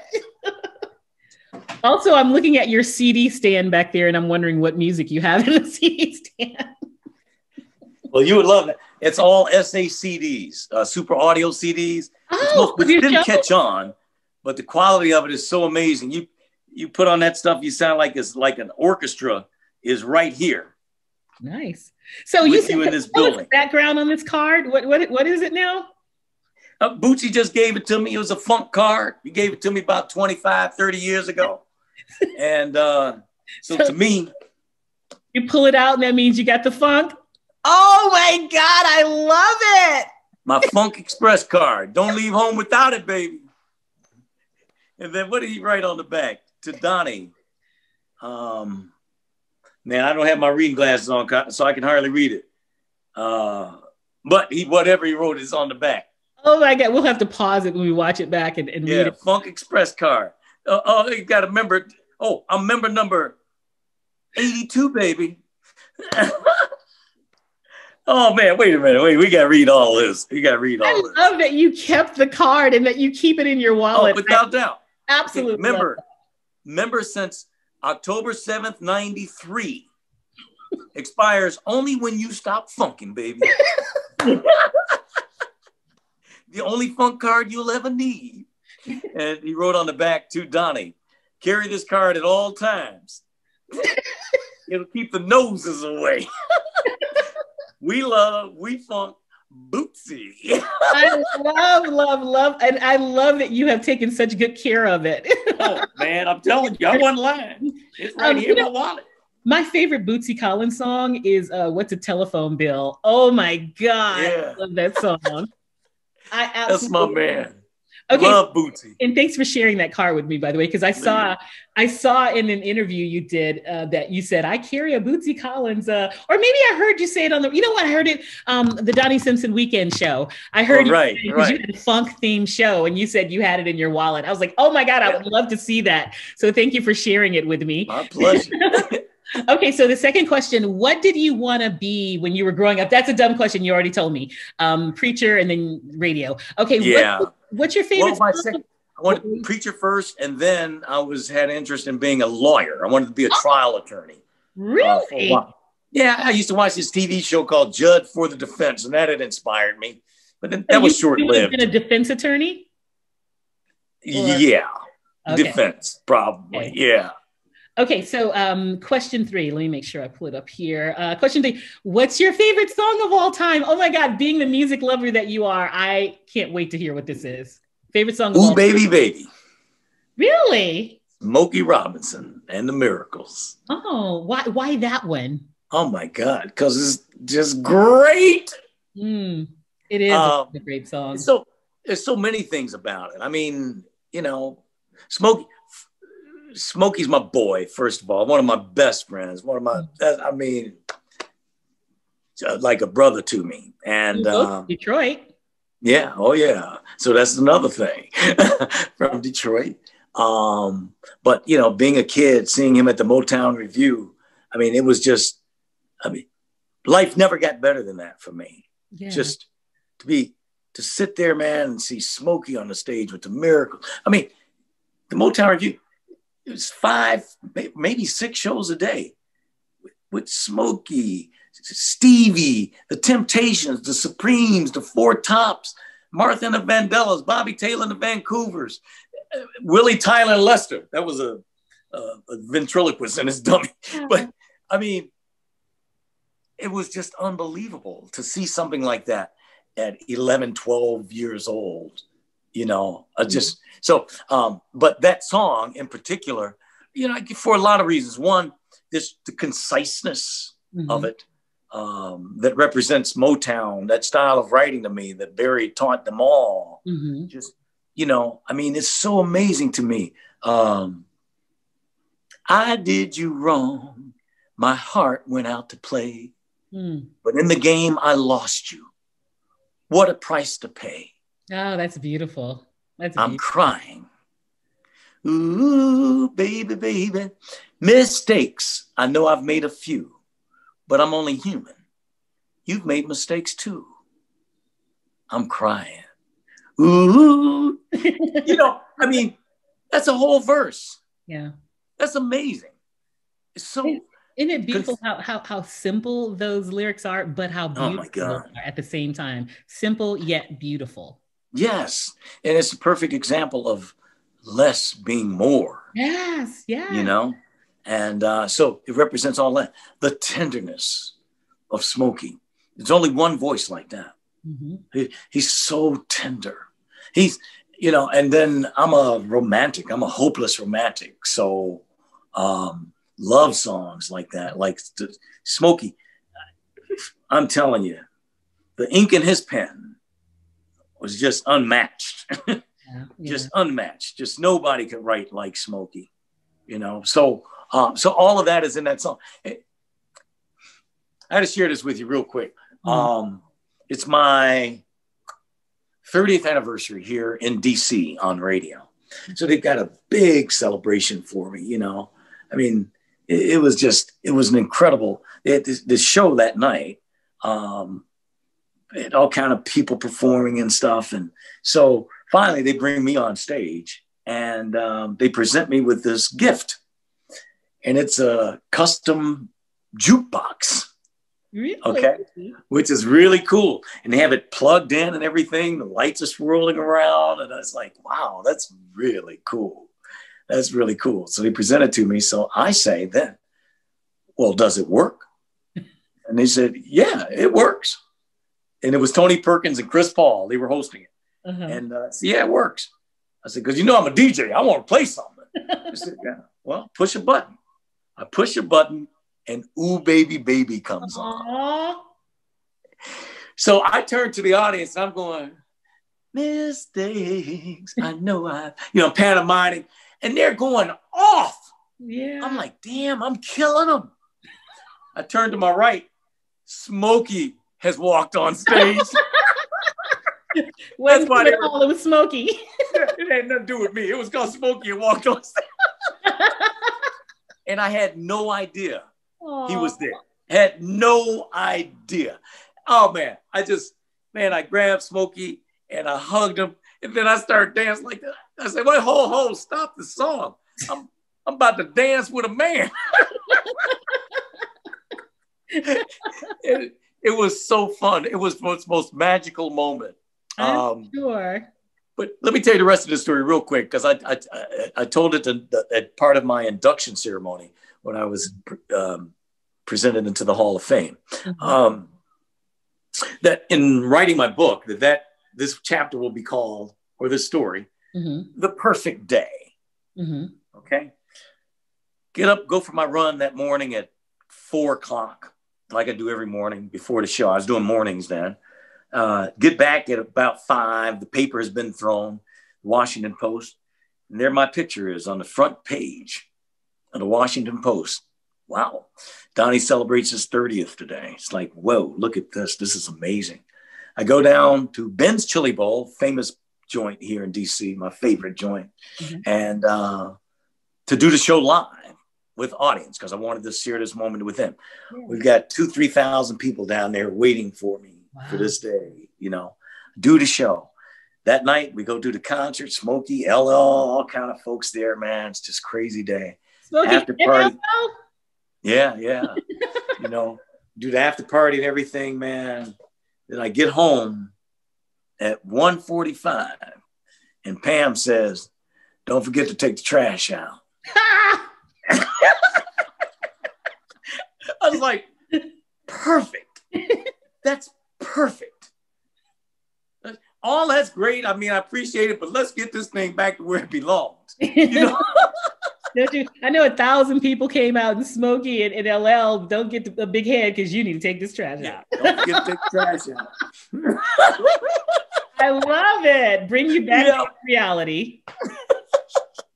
I love that. And I have to say, it's so magical watching you right now talking about music, because you have such love for it that you're just like, your eyes are twinkling and you're just, it's really lovely. I love music. People would be amazed at this. Like all those years I did Video Soul, like people always talking about, remember this video and that video? It's like, man, I don't remember it. Because I watched videos like this.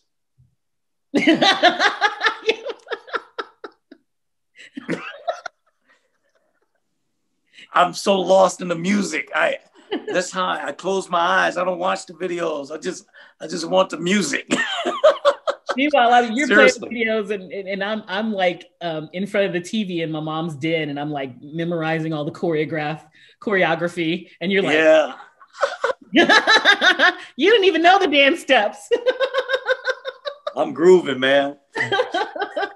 Unless some of the cameramen tell me, oh man, this Gap Band video Party Train. Remember all the fine girls in there? You gotta watch this one. I'll watch that.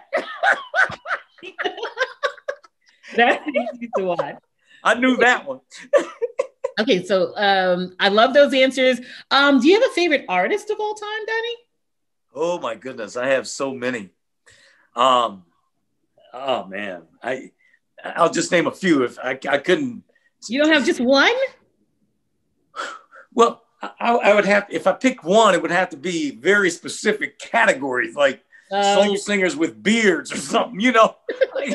I can't, it's hard. I mean, how do you pick Marvin Gaye over Stevie Wonder? Or Stevie Wonder over Smokey? Mm-hmm. You know, it's just Aretha Franklin over Elton John. You know, it's impossible for me to say that. But if you said like a favorite singer, you know, then probably like, wow, greatest voice I ever heard, Aretha. Good choice. Favorite singer, Marvin. You know, but then, you know, love the tenderness of Smokey that I talked about. But then Marvin, what just fascinates me with him, and it's like, and it's why Marvin is, without doubt, number one kick it in the casket artist for me. Mm-hmm. I mean, when I go, throw this in there. Okay. Gotta have Marvin because of all the layering that went on with Marvin. You know, I can show you parts of songs where there are 5 different voices. All Marvin. Mm-hmm. So to me, that's something that I can study eternally. Yeah. Because to this day, and I know I will, that 1,000 years from now, I'll go, I never heard that. Because to this day, songs I love by Marvin that I've heard for 50 years, I can listen to it today and go, wow, I never heard that. Yeah. Yeah. So, you know, so again, it's just hard. I mean, you know, I love Frankie Beverly and Maze. Oh my God. You know, just there's so many. Okay. Well, what about your favorite movie of all time? The Godfather. Oh, okay. Without doubt. Or in Italian, Il Padrino. you didn't even have to pause for that one. Oh, no. What about your favorite? That's my second favorite movie. Second favorite movie. What's your second favorite movie? What's your third favorite movie? I ain't gonna say Godfather 3.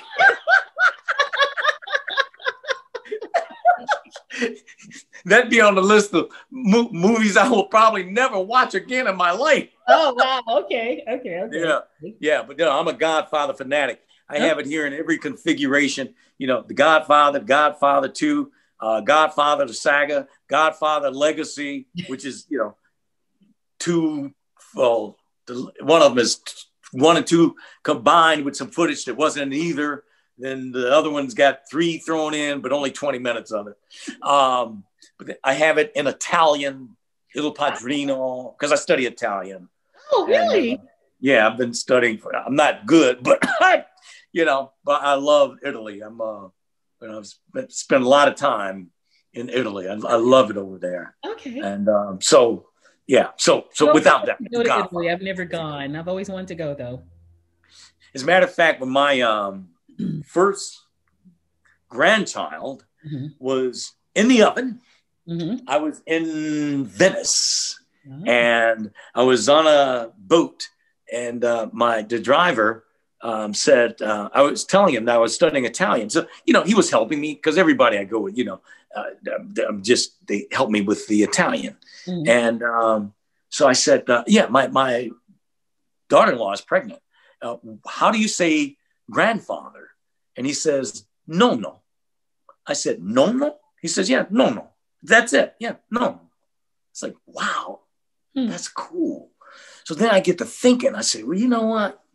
With my love of all things Italian, movie The Godfather, and my name, Donnie, I'm going to have my grandkids call me Don No.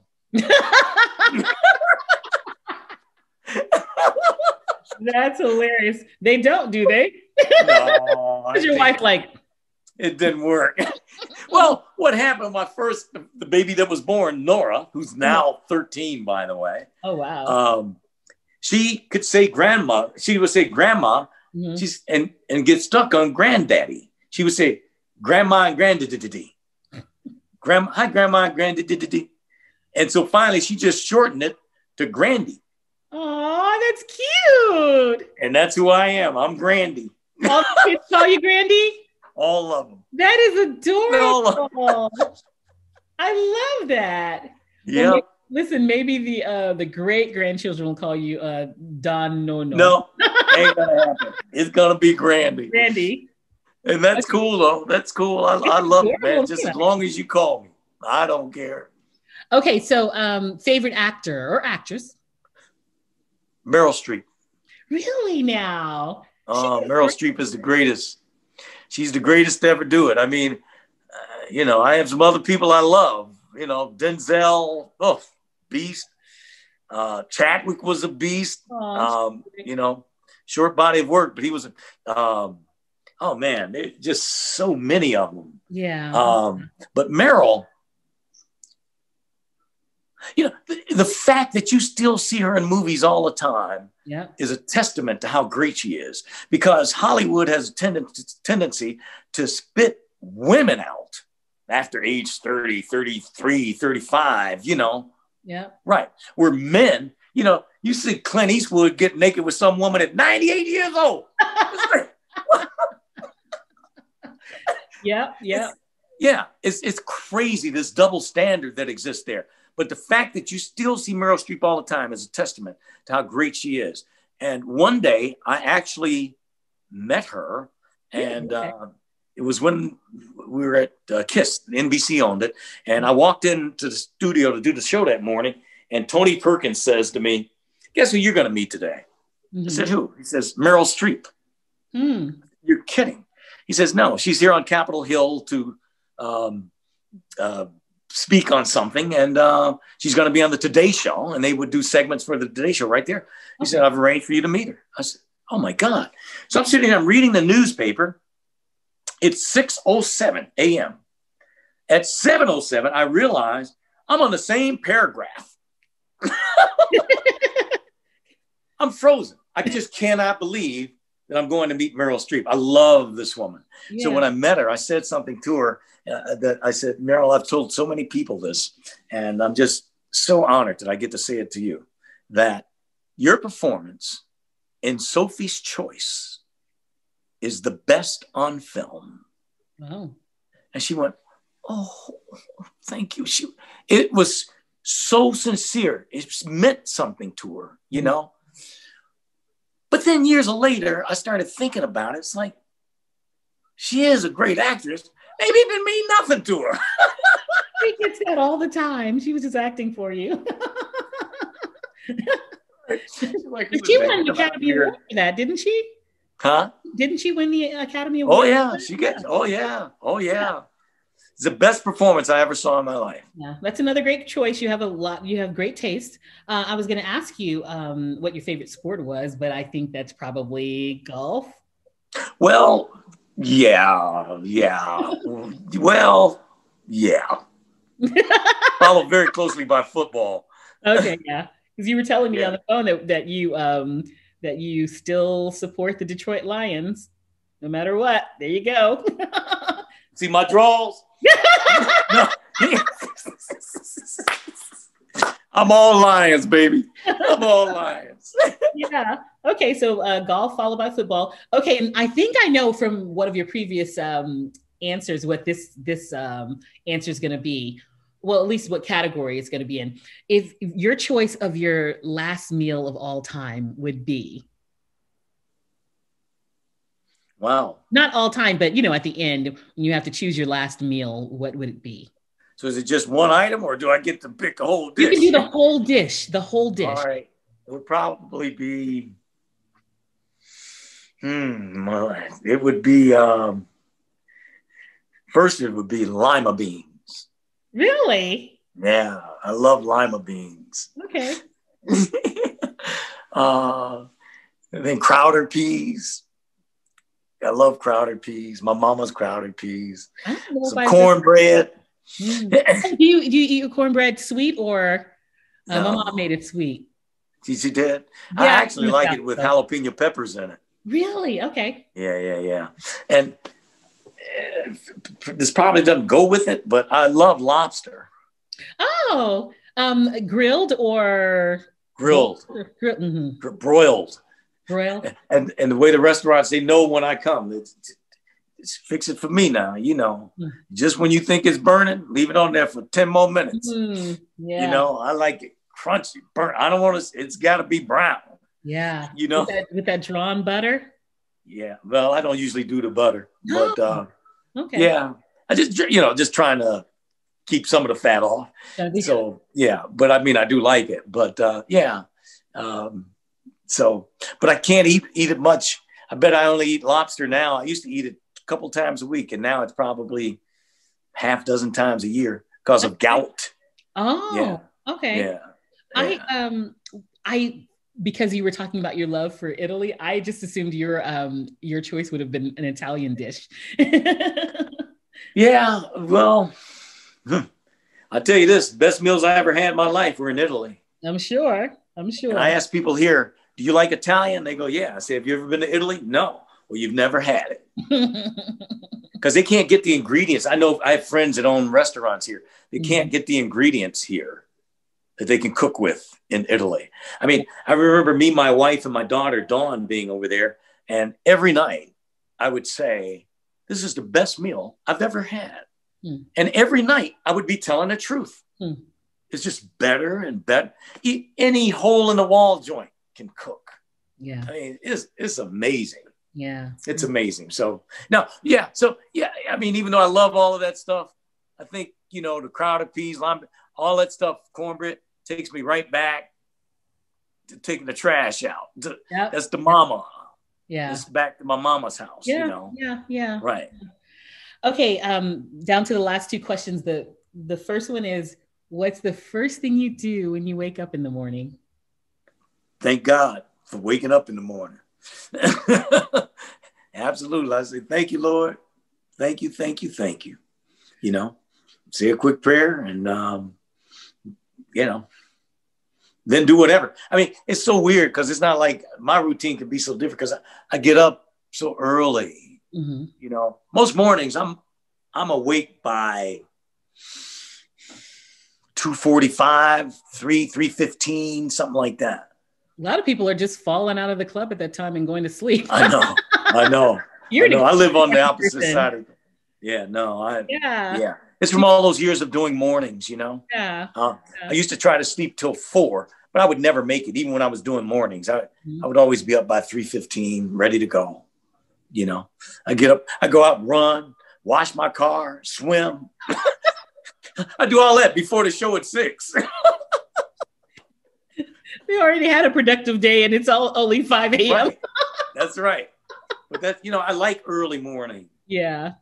And I like, and I try to, I do get up and make sure I get my workout in.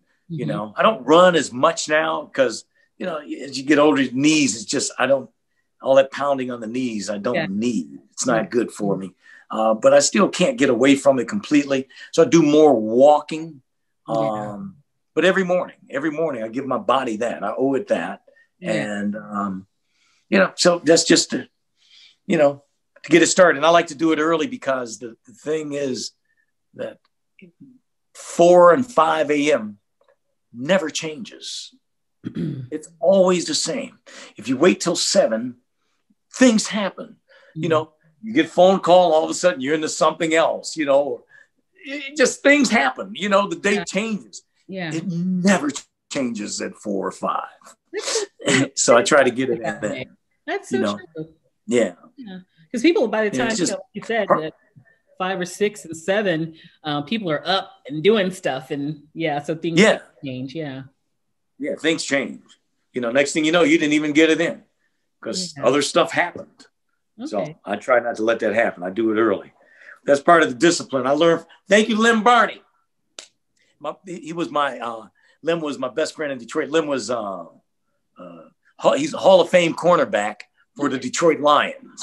Okay. Yeah, the original number 20 before Barry Sanders and Billy Sims. Okay, yeah. He's a bad man, but he taught me discipline. Yeah.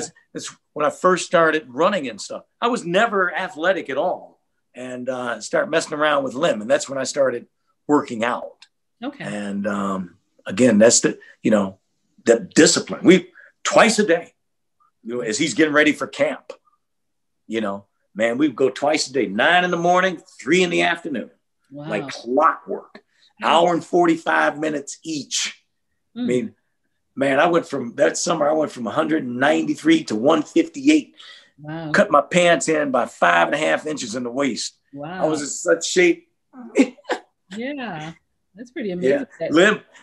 Lim tried to talk me into get the tryout for the Lions. He said, you can do the hardest part. This is the hardest part, the training. And man, I went out there when camp started. I went out with him and saw them refrigerators walking around there. I'm like, man, the boys ain't never getting their hands on me. No, this ain't for me. Yeah. But he had actually gotten a tryout for Marvin Gaye.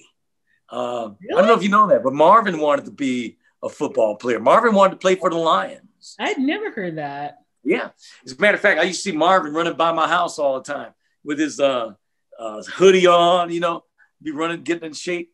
And he was, Lim had arranged for a tryout with then coach Rick Forsano. Mm-hmm. And Lim told me that when the day came for Marvin to do this, that the coach reneged, that he wouldn't do it. That he said, if something happened to you out there, I could never live it down. Yeah. And he said Marvin cried like a baby that day. Aww. He was really serious about it. But Lim told me, he said, man, shoot, you've been on that piano ever since you were 7. I've been on them football fields. That's why you do what you do and I do what I do, Yeah. So, yeah, but that's just, as a matter of fact, let me just tell you this one little last tidbit because it all ties together. But on the beginning of What's Going On by Marvin Gaye, it's Lim Barney and Mel Farr was a running back for the Lions. They both came in the same pick, a draft round, first and second pick. Mel was first, Lim was second round pick in 1967. Wow. And that's them opening up What's Going On. Yeah, hey, yeah, what's happening, brother? Really? Yeah, like solid, right on. Yeah. Oh my God. Yeah, all through the song. That's them. As a matter of fact, at one point, Lim says, yeah, Sweet Red, my girl. That was his wife, Red. Yeah. I love that tidbit. I love trivia, so I'm so excited to know that because I never really thought about who that was at the beginning of that song. Yeah. Now Mel is gone. Lim is he's still with us, doing well. That's my boy. Yeah. Okay, so the final in the Q&A, what's the last thing you do before you go to bed? Fart every night. No.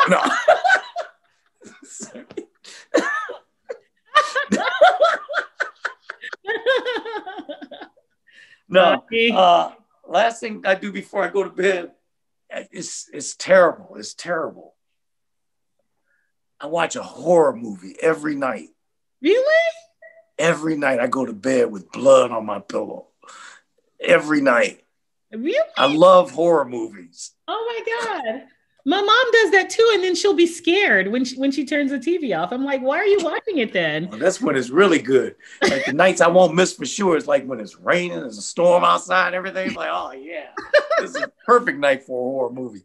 Let me know whether you think your opinion on this. I don't think they really know how to make horror movies anymore. I mean, the ones that really scare you. Yeah. But there've been some good ones out. I mean, it's like I take my laptop, not laptop, but iPad, and watch on Amazon Prime. They got a slew of them. So does Netflix, and I just go one to the next, watch like every night. Wow. I'll watch a horror movie. Wow. Next day, tell Pam about it. Oh man, you should see this one. What's it called? St. Agatha. Oh my God. These nuns were crazy, man. It's like, I love horror movies. And I think one reason I love them is because even when they're bad, mm-hmm. you still can enjoy a horror movie. Yeah. Because you laugh at them. It's like, it's so stupid. Why would you go on? So it's that kind of fun to me. Yeah. Even when it's bad, it's still good because I had a good time laughing at it. Yeah. Especially now, since is it Geico? Commercial? I know that commercial with the saw and the... Right. It's like, it's so hilarious. Why don't we just get in a running car? Are you crazy? And the murderer, he's like... behind the chainsaws. He's like, these people. Right. These people. And then the last line when he says, and it's very faint, but I love it because he says, let's head for the cemetery. My favorite part, the one was like, why won't we go in the running car? Or something like that. And they're like, are you stupid? Are you crazy? Right. Yeah, I love that commercial. And almost every night, most nights, I'll end up thinking about that commercial because it'll be something stupid that happened in one of these movies that makes me laugh. But then, I'd say I run into a good one probably, I'd say 2 or 3 out of 10 times. Then I'll run into one that I really like, Yeah. So I like that. I like horror movies. Yeah. So that's the way I go to bed every night. Before that, I was watching Forensic Files. So again, blood on my pillow. It's just, I don't know. Yeah. It's just fascinating to me. My favorite Forensic Files episodes are the ones that Peter Thomas narrates, the original one, because his voice is so haunting. Yeah.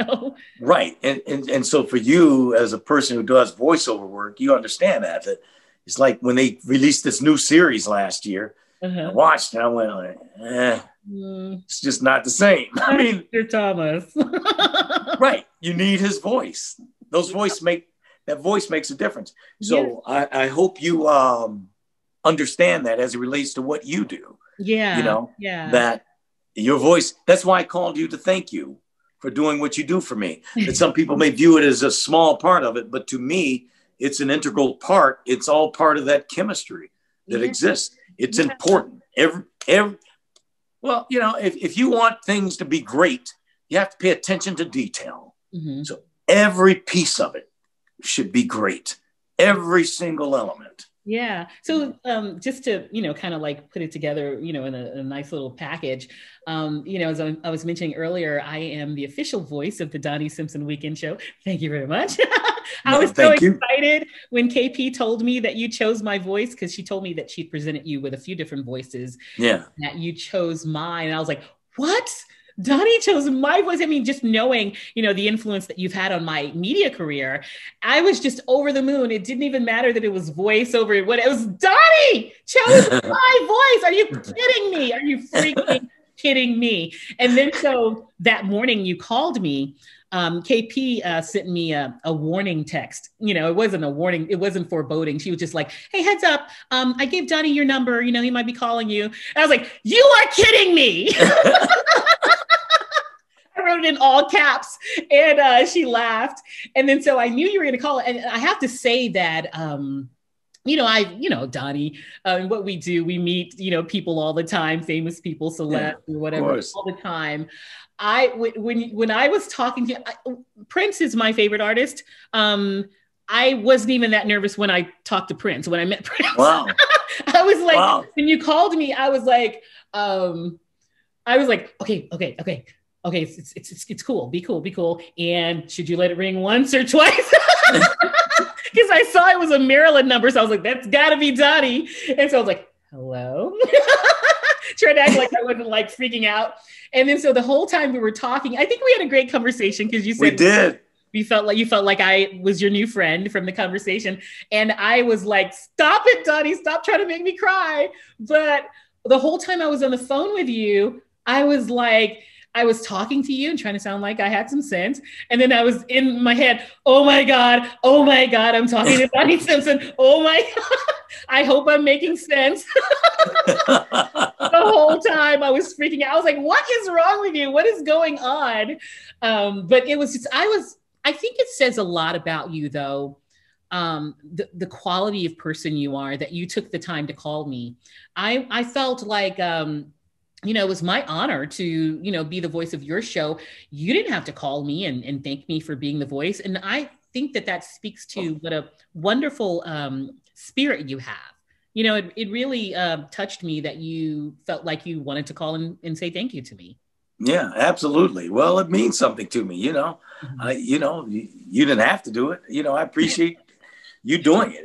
It's an honor for me to have your voice on my show. And, and I just like to think, it's like I said earlier about seeing people, I just want you to know I see you, that I appreciate you, that it means something to me, that I don't take it for granted,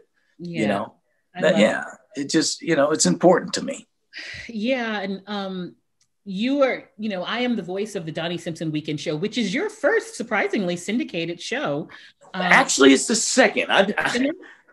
I'd forgotten. I was doing an interview the other day and I said, oh my God, because I was talking about it. I said, no, I did a syndicated show before. I had a syndicated weekend show. It was called Top 30 Countdown. Oh, you did a countdown. Yep. And I don't know how many stations it was on, but it was on all across the country and in some other countries, because I remember them bringing me over to Tokyo to do it, because it was the #1 show on weekends in Tokyo. Wow. And so they brought me over to do a 3-hour show. It treated me like a king for 10 days. I mean, it's like, I'm like, dang, these people must have me confused with somebody. Yeah. But so I did do that. But this is different for me. This is more significant because, to do a countdown show is kind of, well, moving on the countdown this week from number 18 to number 12 is, that's kind of that regimented thing I was talking about with Video Soul that I don't do so well with, I don't like programming. I don't like to be programmed. I like to be free. This show is that it's free. It's me playing music, I come up with themes every week that I might do. We did Blue-Eyed Soul, did funk. We're going to do raw soul singers. It could be anything. You did a Jimmy Jam and Terry Lewis one. That was your debut episode, which I Jimmy Jam and Terry Lewis, right? Thoroughly enjoyed it. And I forgot to tell you that I finally listened to, because you were urging me to listen to the episode, the Blue-Eyed Soul episode. Loved it. And I loved that you kicked it off with David Bowie. I was like, what? Are you kidding me? It was really good. I really enjoyed it. Oh, well, thank you. Yeah. Thank you. And there are so many songs that you could choose. I have to imagine that there were so many Blue-Eyed Soul artists that you weren't able to fit in there, because, and I just wonder what made you, what decisions went behind you playing certain songs, because the songs, the Tina Marie songs you played were different than people probably would have expected. And so what goes behind your choices in the songs? Well, it's what I don't know. It's what I feel, it's, and I want the show to be a little different. What you just said, actually, it's like when I played AWB. So I don't want to play Schoolboy Crush, even though it's a great song. Love that song. I don't want to play Schoolboy Crush or Cut the Cake or whatever. So I did play one that people know, Pick Up the Pieces. Yeah. But live, okay? You get to hear a band jam, and AWB was a bad band. And most people I know that listen to the show have only heard the radio version of Pick Up the Pieces. They've never heard this live. So it's something different, but it's live. And if you hear it live, you're going to love it, So to me, I try to think about that I wanted to be something different sometimes. That, I like to step out, as I said earlier, just, again, it ain't licking the envelope, but it's pushing it, And so it's hard to say what goes into picking a song. It's just what you feel at that moment, Yeah. I could come back and do another Blue-Eyed Soul 6 months from now, it'll be totally different from everything we played in this one. Yeah. You know, it could be totally different. I was sitting down last night, wow, pretty late for me, till 11, almost 11:30, preparing, because it's weird, because for this, so this is different for me doing a syndicated show, because I have to pick the music in advance. Yeah. Because we have to get it recorded. The music has to be pulled. It's just a different process than sitting in that studio saying, play this, play that, play this now. You know, now we still do that when I start recording the show. I still call those audibles. You know, I do.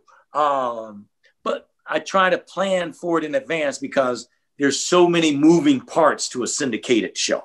So that's different. So I'm trying to get used to that rhythm.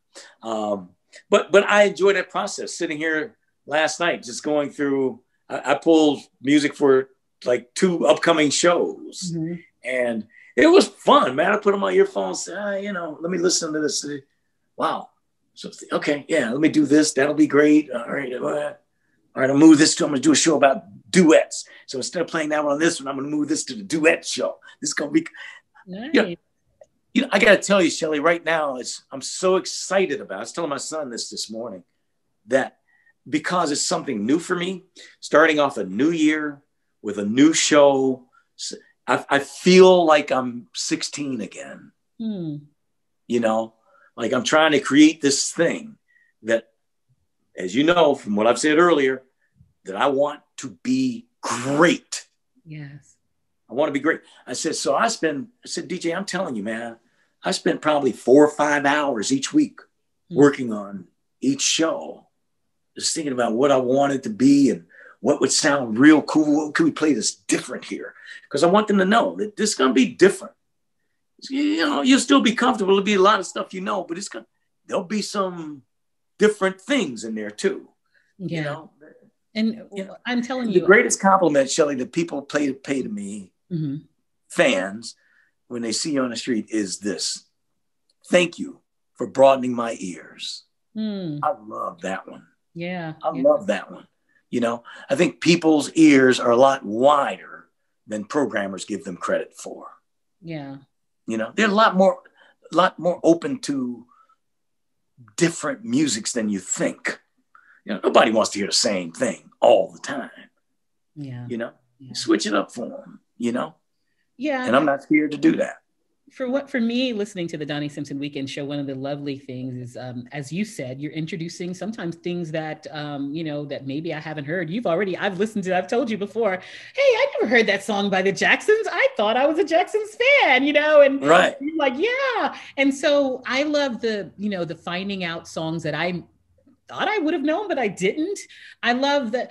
And the beauty about you doing a show like this is that 9 times out of 10, you've had experiences with these artists. You know, you've either met them, or you've interviewed them, or you've hung out with them, you're friends with them. And so you have some inside stories on these artists that most jocks like me would not know. And it's just nice to hear especially being someone like me who loves music and who loves to hear little tidbits that, you know, I can keep in mind for some other time, you know, and hey, this is what I heard, you know? And so I hear that when I listen to your show, and there's just something about you. And I know you already know, because you're in the Radio Hall of Fame and you've been successful in DC for as long as you have, but there's something about you that it's just, I feel like listening to you is kind of like it's a master class, you know, as far as people, you're in radio, listen to Donnie. It's really a master class. And I'm not even saying that just because I'm talking to you, but it really is. It's your delivery and, the fact that you are having so much fun, you know, and because people take themselves too seriously, don't they? And so you're having so much fun, and then you laugh when you laugh. Oh my God, I'm laughing because you're laughing. It's so fun. And And then it's always interesting. You'll say something about politics, or you'll say something about, your family, and you're talking about experiences you've had with artists, or giving me the 411 on this song that I didn't even know, like you did about the Marvin Gaye song. And so it's just really a master class. And then even just if you're talking about just as a listener, there's just something about your personality that just draws you in, No. So to me, Wow. I feel like everyone should be listening to and I know I'm not doing a commercial for you, but everyone should be listening to the Donnie Simpson Weekend Show. Can you tell everybody, I don't know if you can pull it out off the top of your head, where it airs? And if they don't have it, how can they listen? If it's not in your town. Yeah, see, I'm not so good at promotion. Rick Chill, my producer, will tell you that. I know Cincinnati. Cincinnati, Richmond, I think. Well, I'll tell you this. You'll love this, because I was going to tell you this once we finish, that we just picked up this week Houston and Dallas. At KMJQ, or where in Houston? I don't know. I don't know. I just know the market. I'm from Houston, so that is that right? Yeah, and my family will be super excited to hear this. Okay. Yeah. Okay. Philadelphia, Atlanta. So some very good markets. And so I'm excited about it. And if it's not, I know you can, I don't know how you can listen to it if you don't have it. You know how I've been listening to it, because it's not on air here yet. My Magic DC app. Yeah, well, exactly. It's not on air here in San Diego yet, but, they can go to the app, like you said, or, because your home station is WMMJ in Magic in DC. And so I go to Magic's website and I just press listen. Yeah. Okay. Well, that's one way to do it. I need to talk to my social media manager. Maybe there are ways we can put it up on my platform. Yes, exactly. I don't know. Exactly. So it's a really great show, and I'm so excited to be a part of it in the small way that I am. So it's really good. It's a major way that you are. and I thank you for it. I thank you. Yeah, we're going to have some fun. I'm telling you. Yeah. We're all going to enjoy this ride. Yeah. It's going to be great. Donnie, I can't let you go without asking you about your green eyes, because people keep telling me to ask you about them. So they're like, I'm like, what do you guys, do you have contact lenses? Green contacts? And I was like, hey guys, I'm interviewing Donnie. You want me to ask him something? They're like, tell him about the green eyes. My sister even said that. She was like, tell him, because did you say you have all brothers? Because I heard you talking about brothers. No, I have, there were 5 boys, 1 girl. Wow, you have a big family. Well, I have one brother. He's the oldest, and 3 sisters. And my sister was like, when you interview Donnie tomorrow, is there a way you can have me on the Zoom and I can just? I was like, no, this is an interview. She's like, well, tell him all 3 of us sisters used to watch videos sold and look at those green eyes. So say hi to my sister, Altha. Altha, Altha. Hi, Altha. How are you, baby? And my other sister, Trina. Hey, Trina. They're going to be so excited. Oh my God. Man, that's awesome. Did you get your green eyes from your mom or your dad, or? My mom's side of the family. She has a set of twin sisters that have them. Twins run the family. And that's where we got them. Okay. And it was 6 kids. 3 of us got them. 3 of us didn't. Whoa. Yep. And my twin brother didn't. But me and my 2 older brothers had the same eyes. Yeah. Okay. So I just wanted to make sure, I wouldn't have been doing my job if I didn't get the 411 on the green eyes. Yeah. Well, it has been my pleasure having this conversation with you, Donnie. Man, it's been my pleasure. I've enjoyed talking to you from the time I met you when I called you a week or 2 ago. You're awesome. In touch with you. I am officially adopting you as my mentor, my radio and TV mentor. So be prepared for that. All right. Any assistance I can give you, I will. Thank you. But be forewarned, as Rick says. Rick tells everybody, don't listen to him. He'll get you fired. This program, like, you ain't Donnie. You can take Donnie's advice, but you ain't Donnie. So it does come with that warning. Is there anything else you want to let everyone know about? Maybe social media or anything like that? Anything that's important to you? Yeah, we've covered it. I mean, you know, I am on social media with Facebook, and I don't know how to do that stuff. Instagram, and I have a social media manager that handles that for me. I mean, I write stuff, but I get her to post it. Okay. Because I don't, you know, yeah, I'm just. So if I reply to you, hey, Donnie, I agree, you're not getting that. You know, I don't know. It's just, I don't know. It's weird. It's cool. It's great that you had that connection, but I don't know. It's not like just, being on the radio. I don't always want to be so connected. You know, it's just. Oh, I understand that. I completely understand that. And then sometimes you look at the platforms, and it's just like, I don't know. You know, I've been lucky. Mine, it seems like, is. You know, that people come, it's a place of love, you know, it's not gotcha kind of stuff, you know, but so much of social media is that. And I guess that's what you see my reaction to is I kind of turn off from it because I don't like all that stuff. You know, some of it can be just so negative.